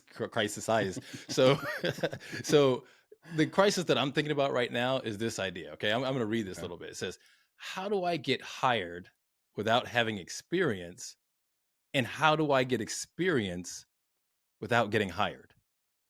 Like that is the conversation all the time, it seems, especially when you go to like film festivals, you're in panels. That is what the conversation always is. So how do we address that? Well, there's a few ways to address it.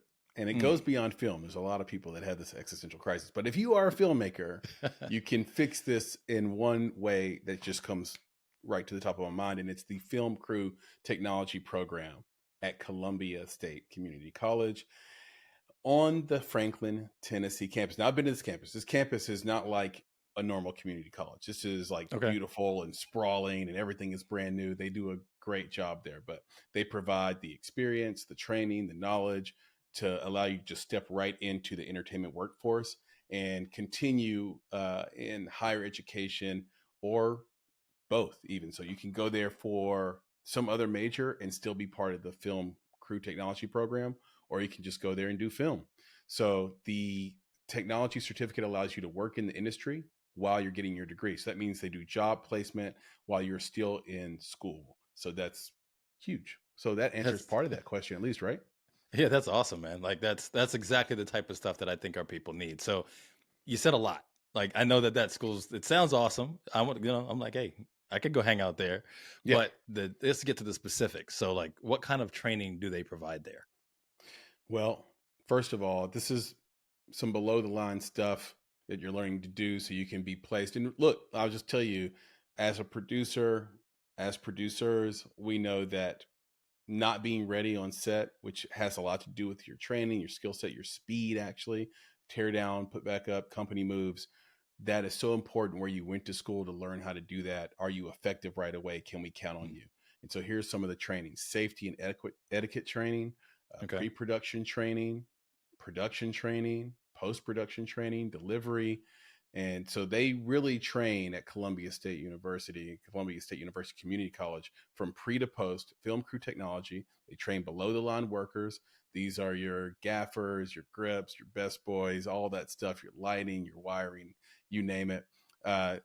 They really train them in the tools of their trade. So here's some of the equipment they have. Now, this is the thing that makes it so legit.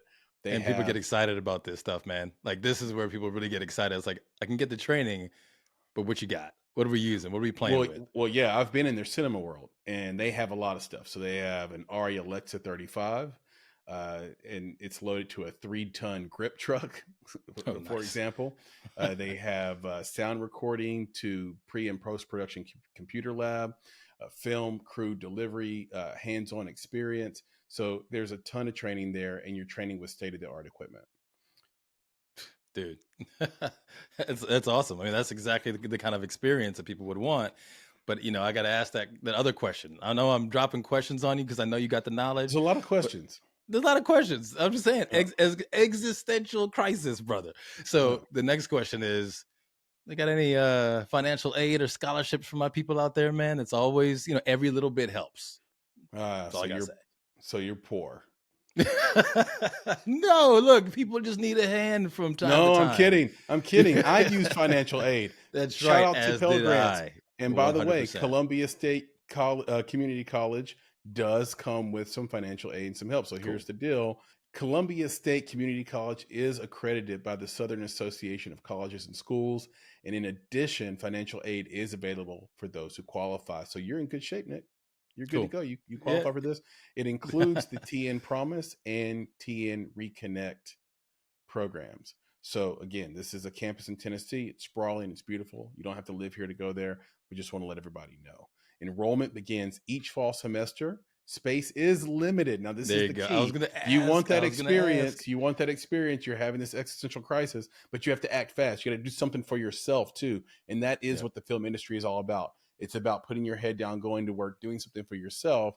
So don't wait. There's 20 students each year. They only take in 20. So you need to apply right now. So for more information, you can reach out to friend of the podcast and our friend as well in our personal lives, David Smith. He's the FCT program director. That's the Film Crew Tech program director. You can call him. What a bold man. He is going to let you call him. 615-790-4410. Again, reach out to David Smith, the FCT Program Director, 615-790-4410. You can email him if I know the young folks today, Nick, they don't call anybody. They don't talk on the phone. Folks today. All right, so let's get an email address going. Yep. david.smith@columbiastate.edu. Columbia spelled COLUMBIA state.edu. And if you just want to, if you're already convinced, if me and Nick have already sold you, just go straight to the website, www.columbiastate.edu/FCT. Again, that's www.columbiastate.edu/FCT. And when you get there, click on Film Crew Application. Remember, slots are limited. There's only 20 spots. Go do that right now. www.columbiastate.edu/FCT. And now, back to the show. With that, Papa Bear, can you give us some things we should know? Okay. Yeah, I've actually got a little trilogy here. Not sure whether I should just read all three together, because they all they dovetail into one another, and then give you the answers, or answer them individually. But let's try reading them and taking them all three, starting with, who was the first African American to solo host the Academy Awards, and in what year? Solo. Sidney Poitier. And then solo. Sam, what year? I don't know. Yeah. Anybody else? Wait, so the first question is solo host the Academy Awards? Yep. First African American to solo host the Academy Awards, and in what year? Okay. I will also go Sidney Poitier. And then Sam has to give us a year because, he knows better than we do. I have no idea. I would think it would be more recent than you'd think, though. 79. Yeah, see, that was like my there you go. That's a good 1979 is my guess. Who's the dude? I was gonna say Harry Belafonte. Yeah, Harry Belafonte. That might be a guess. Well, he would have been a great host, right, because of just everything that he does. He's so entertaining. Yeah, exactly. Yeah. All right. Do you want to give us all? Do you want to give all the? Let him give all the parts first. Yeah, I want to go part two. That's part one. Second in the trilogy is, who was the first woman to solo host the Academy Awards? Wow. Solo host, man, dang. First woman to solo host the Academy Awards. Oh, this is a trick question. It's never happened. Well, Chris, it's never happened.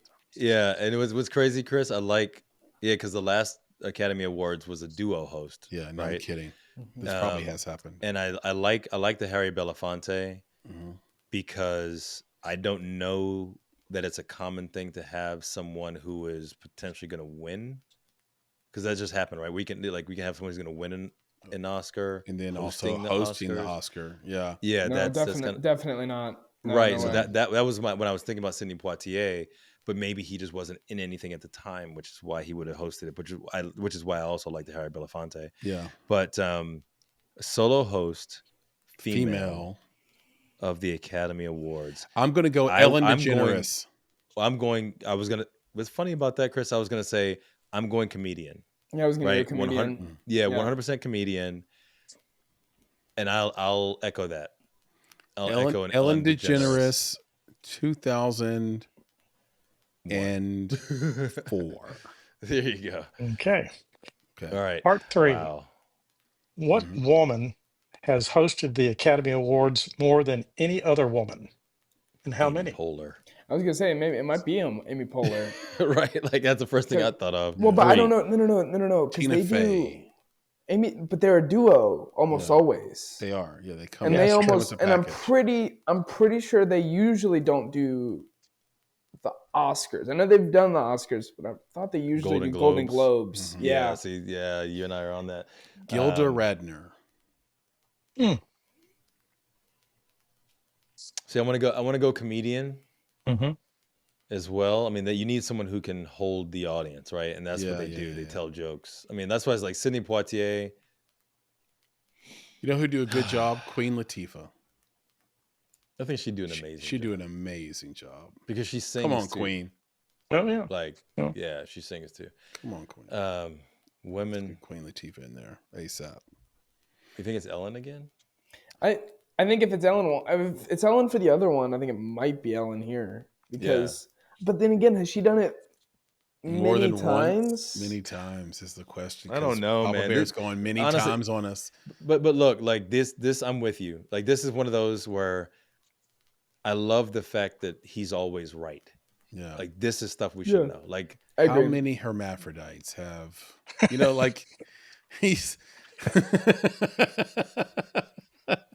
have hosted the Oscars and what year? Let's keep moving. Okay, so that's the 3. Okay, yeah, I don't know. Here's the kicker. I would just love to hear the answer. Oh, go ahead. The answer is the same person for every one of these questions. Interesting. See, I didn't know it was an African American woman. I was trying to figure out. Amazing. We fell for the old riddle where it's like, how did the doctor do the? And it's a woman. It's a female doctor. His mom. Yeah. So, but the thing is that I thought about that. I don't know who that was. And the answer is. Hold on. Pregnant Anita pause. Baker. Oh no, I'm just kidding. Who is it? I'm just kidding. Anita Baker. How about a candlestick maker? Yeah. Oh my God. No. I'm just kidding. It's not Anita Baker. It's Whoopi Goldberg. Whoopi. Of course, it's Whoopi. Also a comedian. Yes. Yeah. We shouldn't. First time in 1994. God. I knew it. I kind of knew it was going to be late. I kind of knew, but I knew it was going to be later than we thought. Yeah, but we're idiots, bro. Like, no, 100%. Whoopi Goldberg, Sam. No, yeah, I know. What's the year, PV? Huh? What are the 3 first years? one was 1994. And like I said, she's hosted more than any other woman. Mm-hmm. And so she did 94, 96, 1999, and 2002. So all before I was born. Yeah, so really the year on the first one should have been the year on the second one then, right? It was. Yep. Yeah. So like it's just killing me though because fricka, man. Chris. I thought I was going to get caught on this one. What is fricka? No, bro. Because the thing that's the kind of word your brain invents when you slept for 2 days straight. Dude. Fricka. Dude. Guys. We knew crickets. The theme of the dag burn things we should know. Yeah, we did. Freaking knew. Yeah, we did actually. Yo, we are subject to the psychological warfare that is. It's crazy. Like we immediately, as soon as he said African American, we went male. We went well. As soon as he went woman, we went white woman. Like, bruh.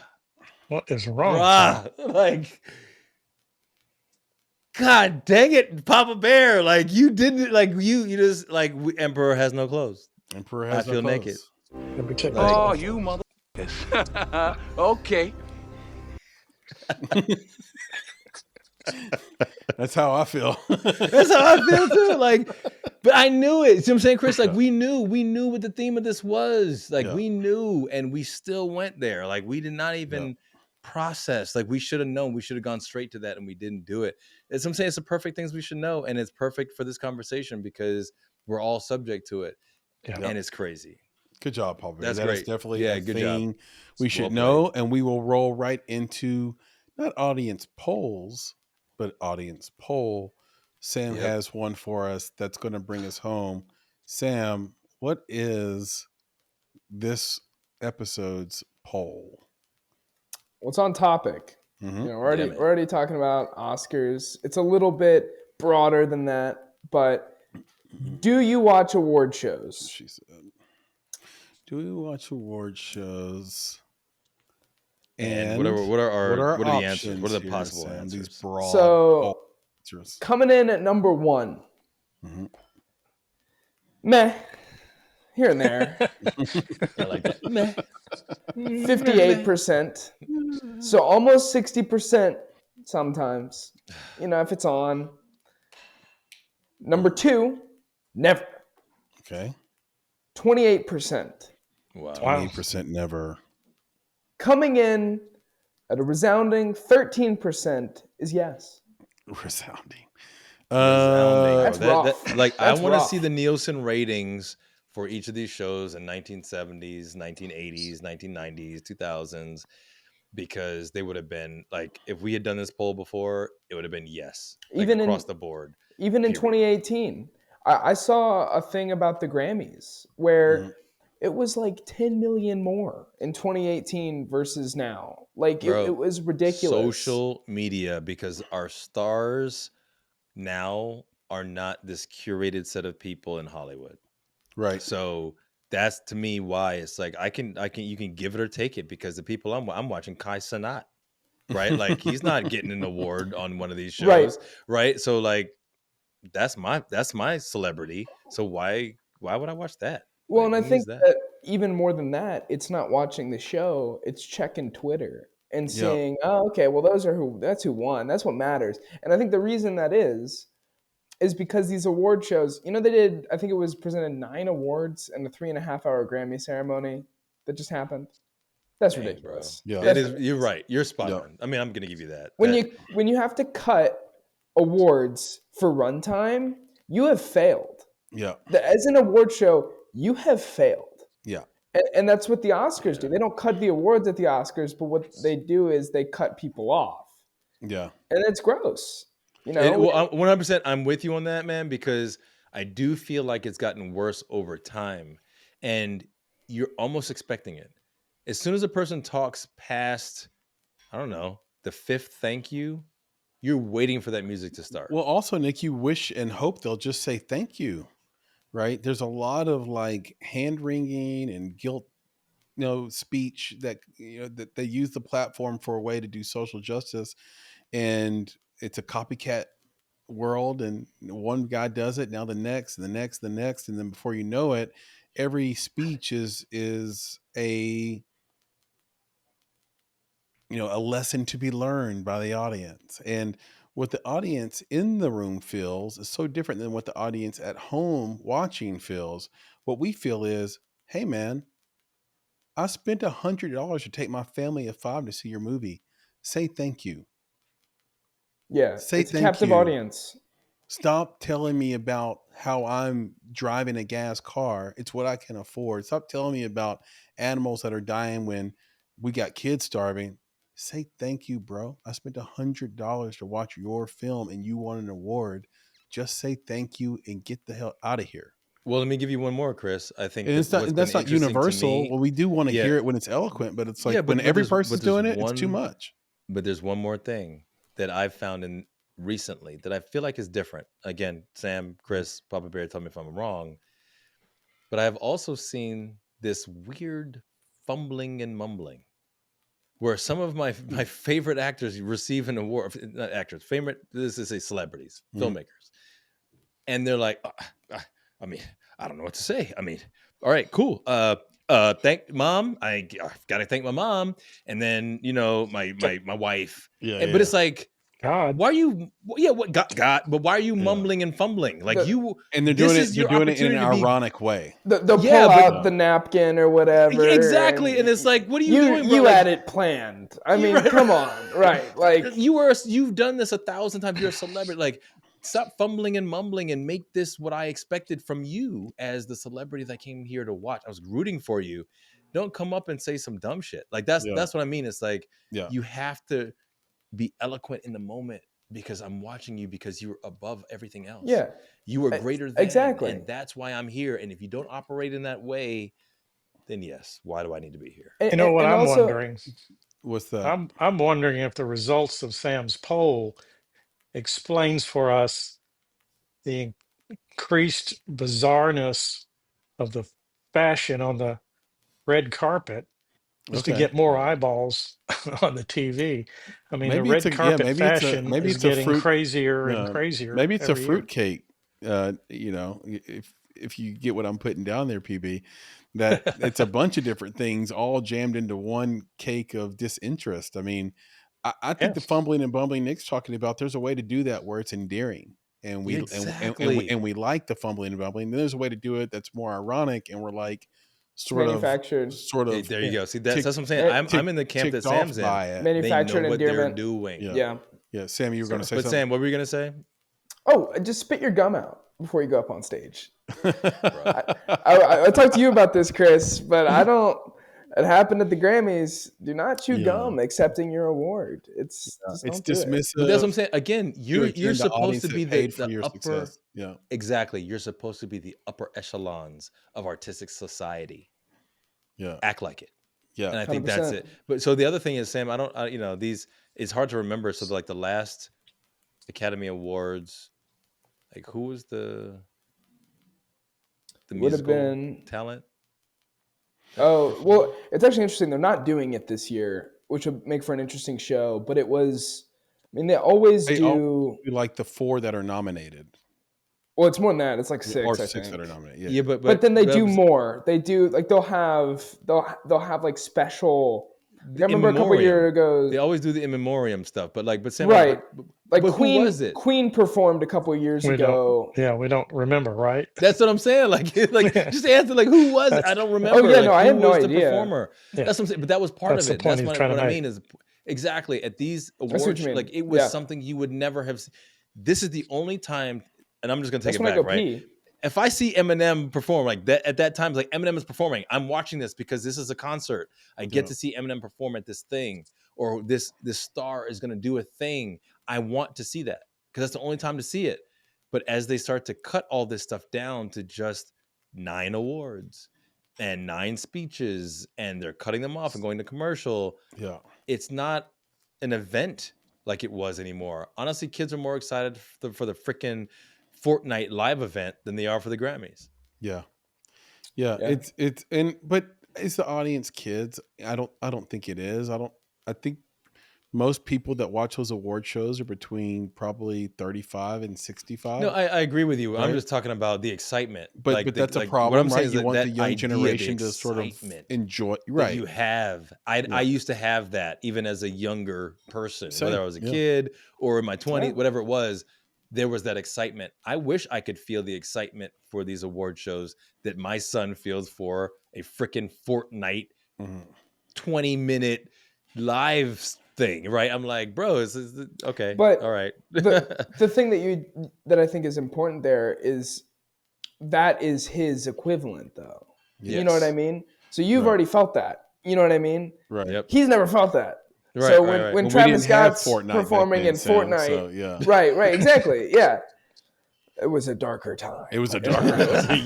That's exactly right. There was no Fortnite. There was right. So I really think it's the political thing, because you're not talking about losing your audience from 14 to 25-year-olds or 14 to 34-year-olds.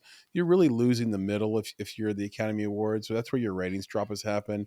Basically, everybody that's leaning moderate to the right most likely has stopped watching. They think they're all part of Pizzagate and some other insane conspiracy theory. Or they're tired of being talked at. I have friends like this where everything you say because of your position in society or whatever it is, and you certainly have this of your celebrity, that now everything you say is talking down to. You're talking down to them, and it's like it's not true. It's just their own perception, their own self-worth issue, where they're like, "Oh, you're talking down to me." No, I'm trying to get you motivated to do a thing in the world socially. And so these people are like, just get off stage, say your thank you. Don't teach me a lesson. I had a hard day as it is. And then this Chris Rock, Will Smith slap thing, I think also just took it over the top in terms of how unserious it is and how, like you said, Nick, not eloquent. It has the potential for disgrace. Baked within it. I think the fact that they let him come up and still win the award and give the speech. Yeah. So, it's not, then you had the Moonlight thing where dude. That was horrible. That was horrible. And so that's where these people have gone. Standard. Right. That's where these people have gone. Standard. These people have said, enough of this thing. But even the host, Chris, that's a challenge that I have. Again, it's different because of social media, and it's different because of the diversity of the platforms that we have to find celebrity. That once upon a dream, our celebrities were curated. Yeah. So if Steve Martin was going to host, we were all in. Steve Martin's the best. We're all in. Martin Short's the best. Everyone was in. I would be in for a Jiminy Glick hosted Oscar. Yeah, but listen, this last one, you're like, the comedian, again, Sam, if you remember her name, I didn't follow her. I don't listen to her. I don't watch her stand up. I don't know anything about her. And then she does Amy Schumer? No, the last was it the Oh, she was good. Nikki Glaser. Nikki Glaser. That was the Golden Globe. Golden Globe. Someone watches the Golden Globes. I know, anyway. but listen. Yeah. I don't follow Nikki Glaser. Like she has a great following and she does things, but she's not a Steve Martin. Remember, again, it's different zeitgeist. Everyone knew Steve Martin. I don't know Nikki Glaser. You'd have to get Theo Vaughn to do it. Different generations, But you see what I'm saying? Yeah. You have to find that person who is either broad enough or can bring the younger audience into the conversation, right? In order to make it work now. There's no person, honestly, who's the comedian now that everyone loves? John Mulaney, maybe John Mulaney. I think he can maybe get away with it. I think that's why now, and they would never admit this, but that's why they don't do hosts at the Oscars. Yeah. And are they doing it? I don't know if they're doing a host this year. I don't think they are. I think they're skipping it. I think they went hostless. Everybody knows Chappelle, but not everybody loves him. Exactly. Exactly. It's just not you got it. So that's what I'm saying. It's like he would kill. Don't have that anymore. He would be absolutely awesome. But we don't have tell it that anymore. By how he does the monologues on SNL alone. SNL, yeah. He's polarized. So the thing is that again, you just don't have that to bridge the gap. And I feel like that's one of the challenges we have with these shows. It was probably Kevin Hart. You don't have anybody who brings everybody together. They brought in Kevin Hart to host it. It was a great idea. It was perfect. And he would have hosted it every year happily. And someone pulled up some tweets from 2000 and a couple years ago, 6 or 7, where he said some things, and they didn't let him do the job. And I thought he just dropped out. I didn't know they. I didn't know he got canceled. It was a cancel thing. It was tweets. Yeah, because he would have been. He would have been good. Exactly. Because the thing is that he does the kids movies. Yeah. Right. He does the kids. That's the thing. So that's the bridge. He's the answer gap, to Nick's question. There you go. But they won't let him do it. They won't let him do it. That's what I'm saying. Like they won't let him do it. So that's the crazy part about it is that that's the challenge is that we don't have enough of that. Because honestly. So back to Chris's point about some of the stuff that they're saying during their speeches, back to other things like some of the hosts of these shows are also trying to get a little bit more salacious in order to get the jokes, to make them hit. Mm-hmm. Stop doing that. What we need is I want to watch the freaking awards with my 9-year-old daughter. Mm-hmm. Yep. Give me PG-13 and we're golden. Yeah. That's it. And they haven't done that in I don't know how many years. And make it fun. Yeah, give me PG-13, bro, and we're golden. Like everything works out. Like it's great and we're all in because that's the thing. Like why do you make Disney movies? Why do you make because it's not the kids who are going to see the movie. Because the parents have to pay for the kids to get it. We're all there. Right. Bring us all to these events and this would solve this problem. And because Chris, I always think about this. I'm like, these people know what they're doing. This is an industry. They get paid off this industry. Can we really be smarter than them? You know what I'm saying? Like really? Are we smarter than they are right now? This year's awards is set up for even more drama. It's already getting sort of strangely weird around all these people competing and all the dirt throwing right now that's happening. So we'll have to see. So before we wrap up, does anybody have Best Picture and maybe let's say Best Actor, Best Actress guesses? We're going to do a live show, but to talk about this, but do we have in it, so that when this comes out, I think it'll either be happening or it will have just happened. So can we predict early? Sam, we'll start with you. Well, I'm taking the under on this one. So the current going theory and a lot of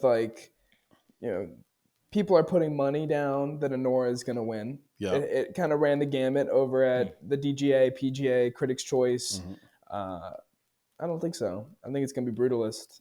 I think that's what I was gonna say. I think The Brutalist, having seen the movie, I think Anora is a really great movie. I love. I mean, as we all know, Sean Baker is my favorite director ever, and I think it will win in other categories. I just think that when you look at The Brutalist, it's exactly the type of movie they like. It's exactly the type of movie the Oscars really appreciates. It's long. It's a difficult watch. It's complicated. There was also rumors that they were only watching half of the movie. And so if you only watch the first half of the movie, it's absolutely perfect. I think that for actor, now, a little biased here, I've got $50 that Coleman Domingo will take it. For Sing Sing. But I think that even if I didn't have money on it, I genuinely think Coleman Domingo is the best choice here. I do think it's probably going to be Adrian Brody. He's won every thing. I think that he's had some complications when it came to the little bit of AI use, and I think that just overall his performance is very strong. I just don't think it's quite Coleman Domingo's level. But if we're talking about who's going to win it, predictions, I would say Adrian Brody's probably got it. Just, not in my heart, at the end of the day. So we once wrote a screenplay for Adrian Brody, Sam, to play. Really? Yeah. I love Adrian Brody. I love him to death. I think he's a great actor, fantastic actor. Yep. Yeah. So Chris, I'm echoing that. That's literally what I was gonna say, as far as the best film. I also want to best actress. I want that. We got any of those? I forgot best actress. Yeah. Yeah, but I was also gonna say that I'm hopeful that The Brutalist wins based off of the news coming out about the fact that the director made nothing and had to make commercials in order to survive. Yep. And I don't know what you get. I can't remember what you get when you get an Academy Award. $1 million. Yeah, like I want him to get it. Yep. Like that's it. I want him to get it. I think that's a lot of work, man. He needs like it. Sam said, like that movie. Yeah, he needs it, but not only that, but like to produce a movie like that at that length, or his investors up for Oscar, contention. Like I feel like you deserve that. Yeah. And we got to see what he does next. I mean, yeah, that's what I'm saying. But put him in a position where he can live his life. Like if this is why you pay. Well, he probably took a fee, but that probably long since got spent up because it took him forever. That's what I'm saying. Because he's saying he's living paycheck to paycheck. Yeah. So what I'm saying is that if he's so great, give him the bandwidth to express his greatness. That's why we do this for creatives. Yeah. Because we want you to have the ability to not worry about the bills, not worry about these things, so that you can create the next, not one film, but next 3 to 5 films. Catalog. Yes, that's what we want you to do. That's what we've always wanted. I'm hopeful that is the case. I haven't seen Sing Sing. I need to. One of the most impactful things that I thought about that film was that it went into the theaters, and simultaneously it was shown in prisons across the country. It is the first film to ever do that. And that is amazing. Yep. I think that's an amazing feat for a film. And if it has the quality that Sam is saying that it has, that's even more amazing. And Coleman Domingo, it's kind of like back to the Moonlight thing, right? If it's that high quality, then it deserves it. Hopefully it gets it. But if you were to bet on it, like no one would have bet on Moonlight, right? It just, and even down to the wire, down to the last second, you would have lost that bet, right? They might have called it.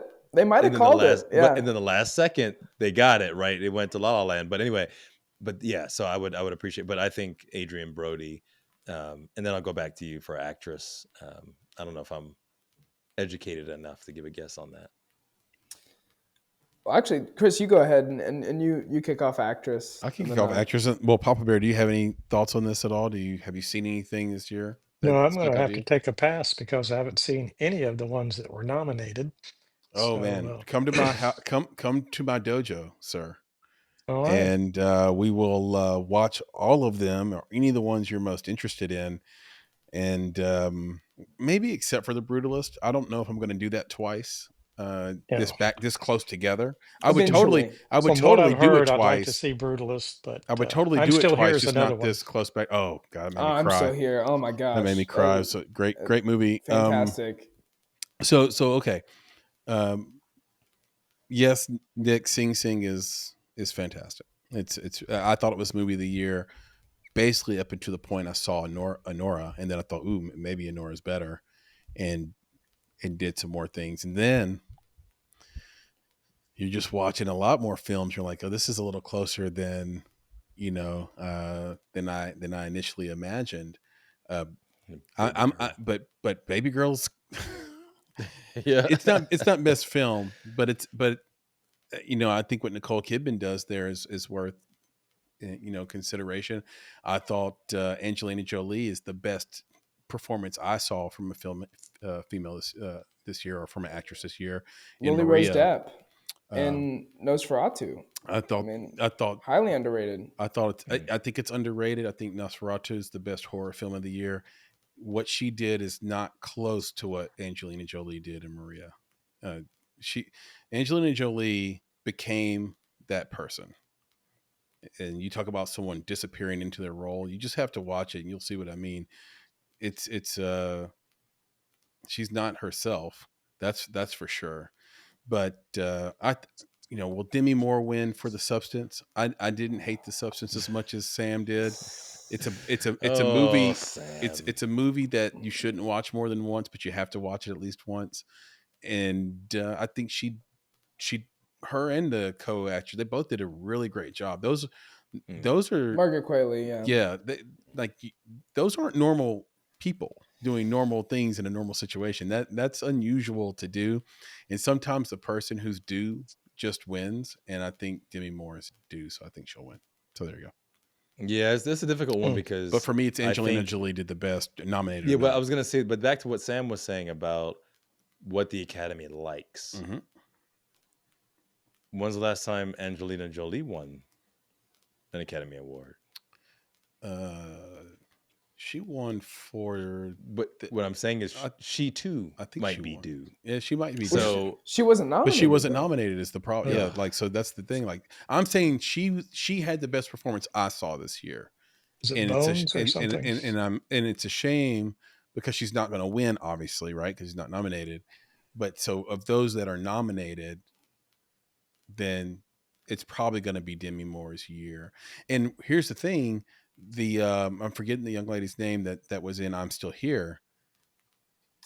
She probably deserves it of the nominated. Yeah. But people don't know her name, like me.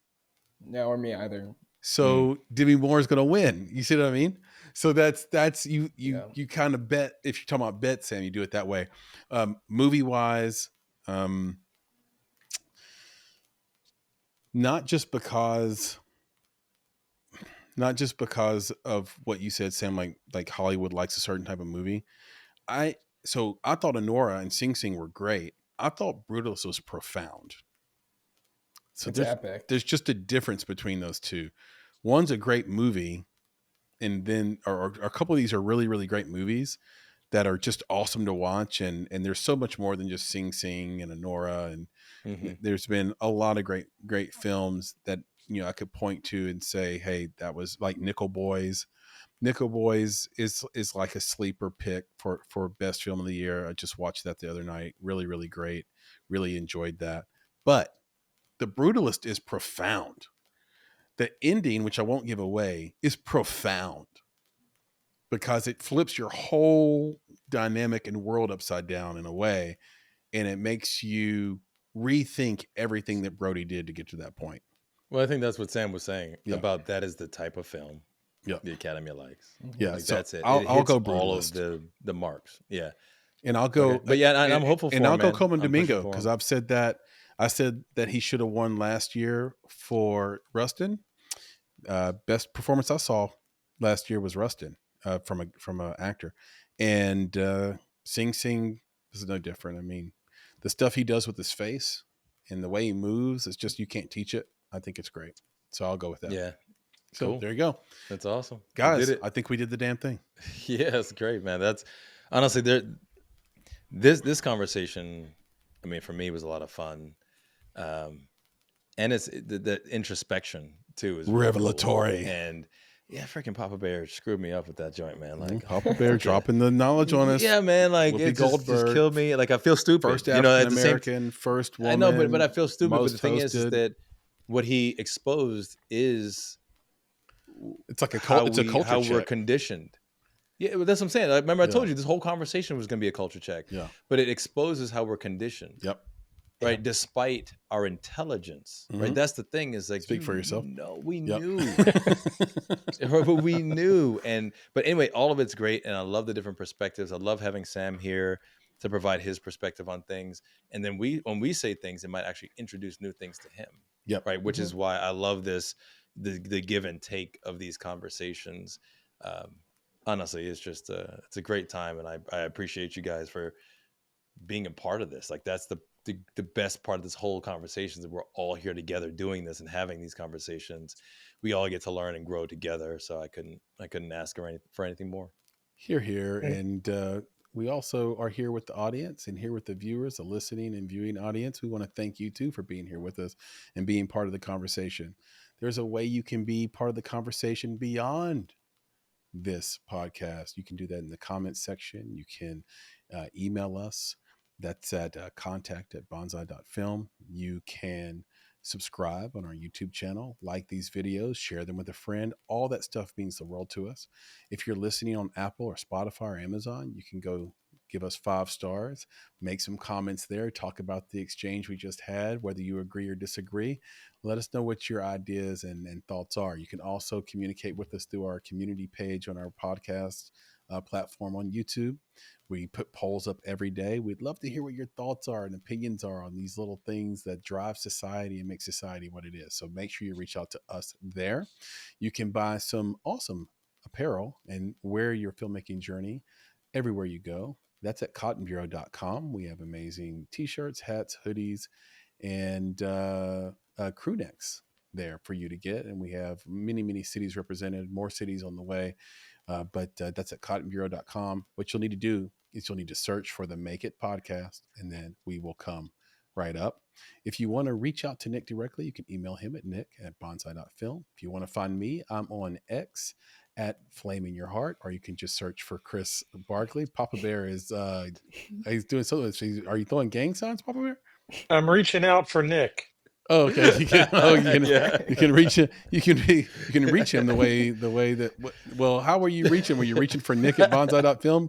Yeah, right. Now you got my flow all messed up. Anyway, last but not least, we have a newsletter. We let it out every 2 weeks. It's called Indie Insights. You can subscribe at bonsai.film/subscribe. You can find us on the web at themakitpodcast.com. So do that, and no matter what, if you reach out to us, we holler back at you every time. We're like Gwen Stefani. We just holler back. She didn't holler back. That was she was not a holler back anyway.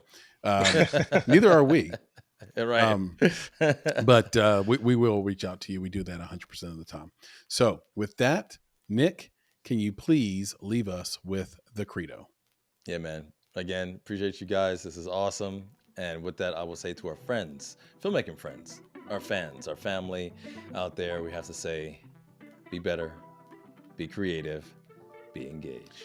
And thank you for listening. Make sure you follow us also on Instagram and TikTok at _MakeItPodcast. Forgot to mention that. Sam, Papa Bear, we love you. Nick, talk to you soon. Yep, we'll do it again. All right, gents. Peace. Be easy. See you guys.